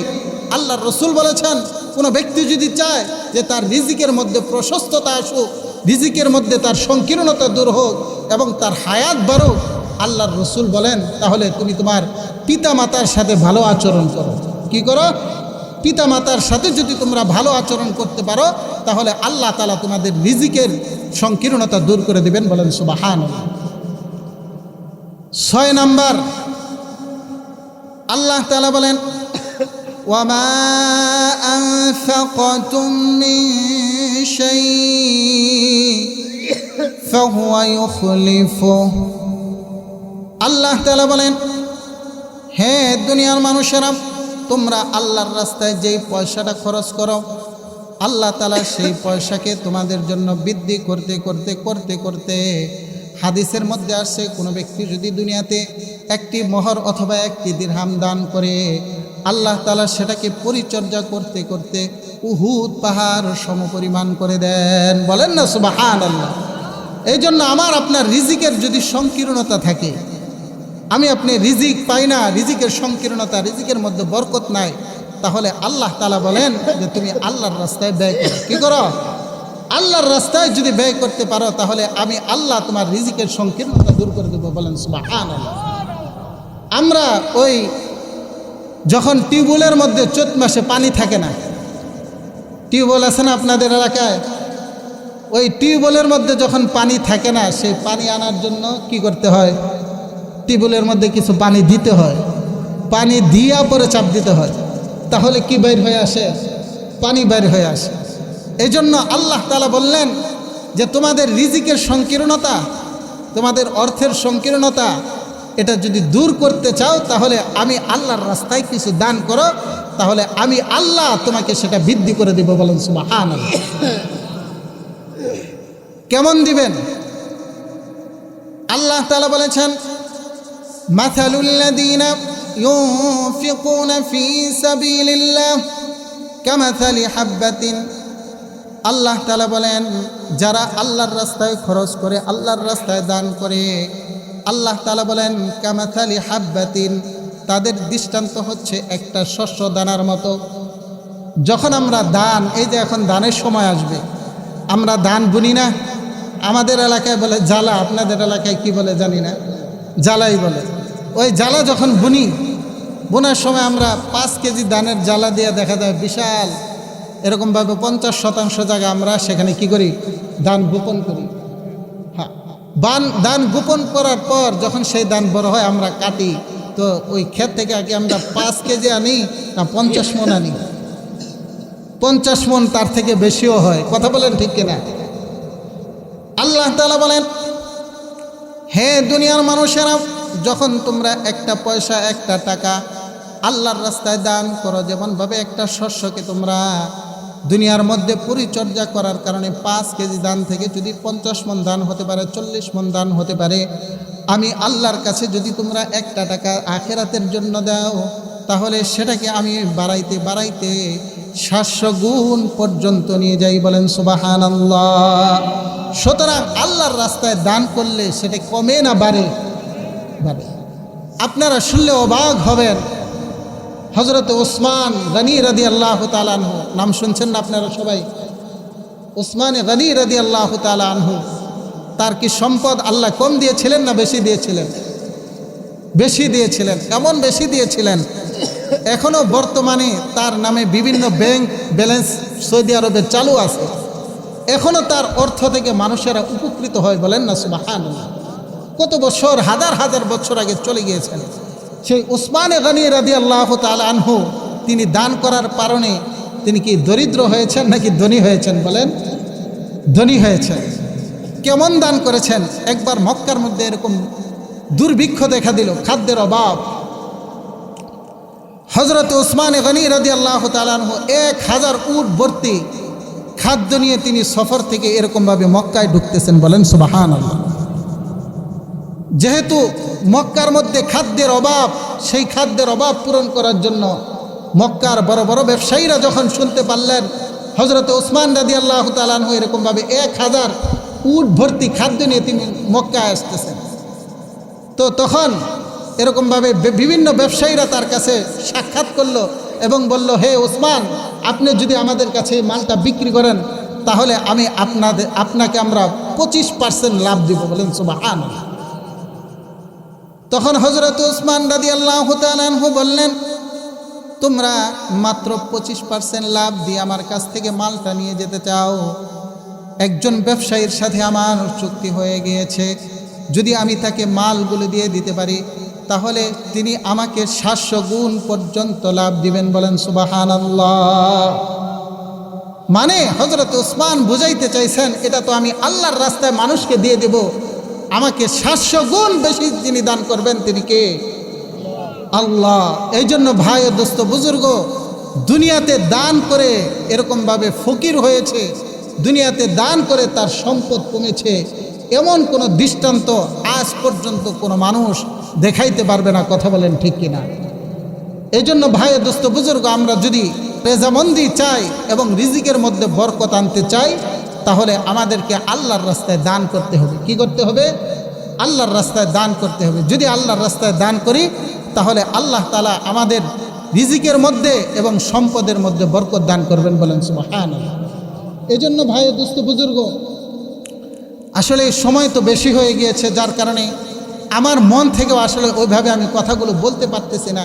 তারপরেও যেহেতু আপনারা অনেক মানুষ চাতক পাখির মতো তাকিয়ে রয়েছেন, আল্লাহর কোরআনের কথাগুলো শুনতেছেন, আল্লাহর রসুলের পবিত্র মুখ নিঃসৃত বাণীগুলো শ্রবণ করতেছেন, এই কারণে আমি আপনাদের কথাগুলো পেশ করতেছি। এরকম বহু দৃষ্টান্ত আপনারা অনেক সময় শুনেছেন বা শুনেন নাই। আল্লাহর রসুল হাদিসের মধ্যে বলেছেন, কত সুন্দর কথা, দানের কথা বলেছেন। যারা দানশীল হবে দুনিয়াতে, আল্লাহর রসুল বলেছেন, আস-সাখিয়্যু করিবুম মিনাল জান্নাহ ওয়া বাঈদুম মিনান নার। আল্লাহর নবী বলেন, যারা দুনিয়াতে দানশীল হবে তাদেরকে আল্লাহ তাআলা জান্নাতের নিকটবর্তী করে দেন। বলেন সুবহানাল্লাহ। এবং আল্লাহ তাআলা তাদেরকে জাহান্নাম থেকে দূরে সরিয়ে দেন। বলেন না সুবহানাল্লাহ। আর যারা বখিল, আল্লাহর রসুল বলেছেন, করিবুম মিনান নার ওয়া বাঈদুম মিনাল জান্নাহ। তারা এরকমভাবে জাহান্নামের নিকটবর্তী চলে যায় এবং তারা জান্নাত থেকে দূরে চলে যায়। এই জন্য ভাই ও দোস্ত বুজুর্গ, আমরা যদি আল্লাহর রাস্তায় দান করি, তাহলে আল্লাহ তাআলা আমাদের দানের মাধ্যমে কখনো আল্লাহ তাআলা এটা কমাবেন না, বরং আল্লাহ তাআলা বলেন, ইয়ামহাকুল্লাহুর রিবা ওয়া ইউরবিস সাদাকাত। আল্লাহ তাআলা বলেন, হ্যাঁ, দুনিয়ার মানুষেরা সুদের মাধ্যমে তোমরা মাল বৃদ্ধি করতে চাও, কিন্তু মাল বৃদ্ধি করার একটা আল্লাহ তাআলা খাত দেখিয়েছেন, আমাদেরকে জায়গা দেখিয়েছেন। সেটা হচ্ছে সদাকা করা, আল্লাহর রাস্তায় দান করা। যদি আমরা আল্লাহর রাস্তায় দান করতে পারি, যিনি আমাদের সম্পর্কে বৃদ্ধি করে দিবেন তিনি কে? বলেন না কে? আল্লাহ আমাদের সম্পদ বৃদ্ধি করে দিবেন। এই কথা, আল্লাহর কথাকে আমাদের বিশ্বাস আছে না নাই? আছে। যদি থাকে তাহলে আমি আপনাদের কাছে আপনাদেরই একটা আবেদন করি। আপনাদের যে মসজিদ এর উদ্যোগে আজকে আমাদের এই মাহফিল, বাইতুত তাকওয়া জামে মসজিদ, আপনাদেরই মসজিদ, আল্লাহর ঘর মসজিদ। এই মসজিদের নির্মাণের কাজ চলছে। আচ্ছা, আমি আপনাদের একটু বসেন, মুরব্বী একটু বসেন। আচ্ছা, আমরা একটা কথা আপনাদের কাছ থেকে ওয়াদা নেই যে আমরা কারা কারা চাই যে আল্লাহ তাআলা আমাকে জান্নাতের মধ্যে একটা ঘর নির্মাণ করবেন? কাদের ইচ্ছা আছে বলেন, হাত তোলেন। আপনাদের কি ইচ্ছা নাই? হাত তোলেন, হাত তোলেন। দিবেন না না দিবেন সেটা আল্লাহর, যদি কবুল করে তাহলে দেওয়া যাবে, কবুল না করলে তো আর দেওয়া যাবে না, যাবে। কিন্তু আমরা কারা কারা চাই যে আল্লাহ তাআলা আমাকে আপনাকে জান্নাতের মধ্যে একটা ঘর বানিয়ে দেয়? সবাই চাই। আল্লাহ তাআলা সবাইকে জান্নাতের মধ্যে একটা ঘর নির্মাণ করে দেন, বলেন আমিন। আল্লাহর নবী হাদিসের মধ্যে বলেছেন, মান বানা লিল্লাহি মসজিদান বানাল্লাহু লাহু বাইতান ফিল জান্নাহ, বলেন সুবহানাল্লাহ। কোন ব্যক্তি যদি দুনিয়াতে আল্লাহর ঘর মসজিদ যদি নির্মাণ করে, তাহলে আল্লাহর নবী বলেছেন আল্লাহ তাআলাও জান্নাতের মধ্যে তার জন্য একটি ঘর নির্মাণ করে দেন, বলেন সুবহানাল্লাহ। হযরতে ওসমান ইবনে আফফান, যার কথা বললাম, ওই সাহাবীও বর্ণনা করেছেন, মান বানা লিল্লাহি বাইতান বানাল্লাহু মিথলাহু ফিল জান্নাহ। যে ব্যক্তি আল্লাহর ঘর দুনিয়াতে নির্মাণ করার জন্য যে ব্যক্তি সহযোগিতা করবে, আল্লাহ তাআলাও তার মতো একটা ঘর আল্লাহ তাকে জান্নাতে দান করবেন, বলেন সুবহানাল্লাহ। এখন আমাদের প্রত্যেকেরই এরকম সামর্থ্য নাই যে আমরা একাই আল্লাহর জন্য একটা ঘর নির্মাণ করে দিব। এরকম সামর্থ্য তো দুনিয়াতে কম মানুষেরই আছে। কিন্তু আমরা যদি কিছু কিছু হলেও সহযোগিতা করতে পারি, এই কথা আল্লাহ নবী সাল্লাল্লাহু আলাইহি সাল্লাম হাদিসের মধ্যে বলেছেন, কা মাফহাসি খুতাত, অর্থাৎ একটা পাখির বাসার সমপরিমাণ জায়গা, এতটুকুও যদি আমরা সহযোগিতা আল্লাহর ঘরের জন্য করতে পারি, তাহলেও আল্লাহ তাআলা আমাকে আপনাকে এই জান্নাতের মধ্যে একটা ঘর নির্মাণ করে দেবেন, বলেন সুবহানাল্লাহ। এই জন্য ভাই, দোস্ত, বুজুর্গ, আমাদের এখানে একটা মসজিদ, আল্লাহর ঘর নির্মাণ হচ্ছে। এই নির্মাণের মধ্যে আমরা যারা এলাকার মধ্যে বসবাস করি, এটা আমাদের জন্য একটা জান্নাত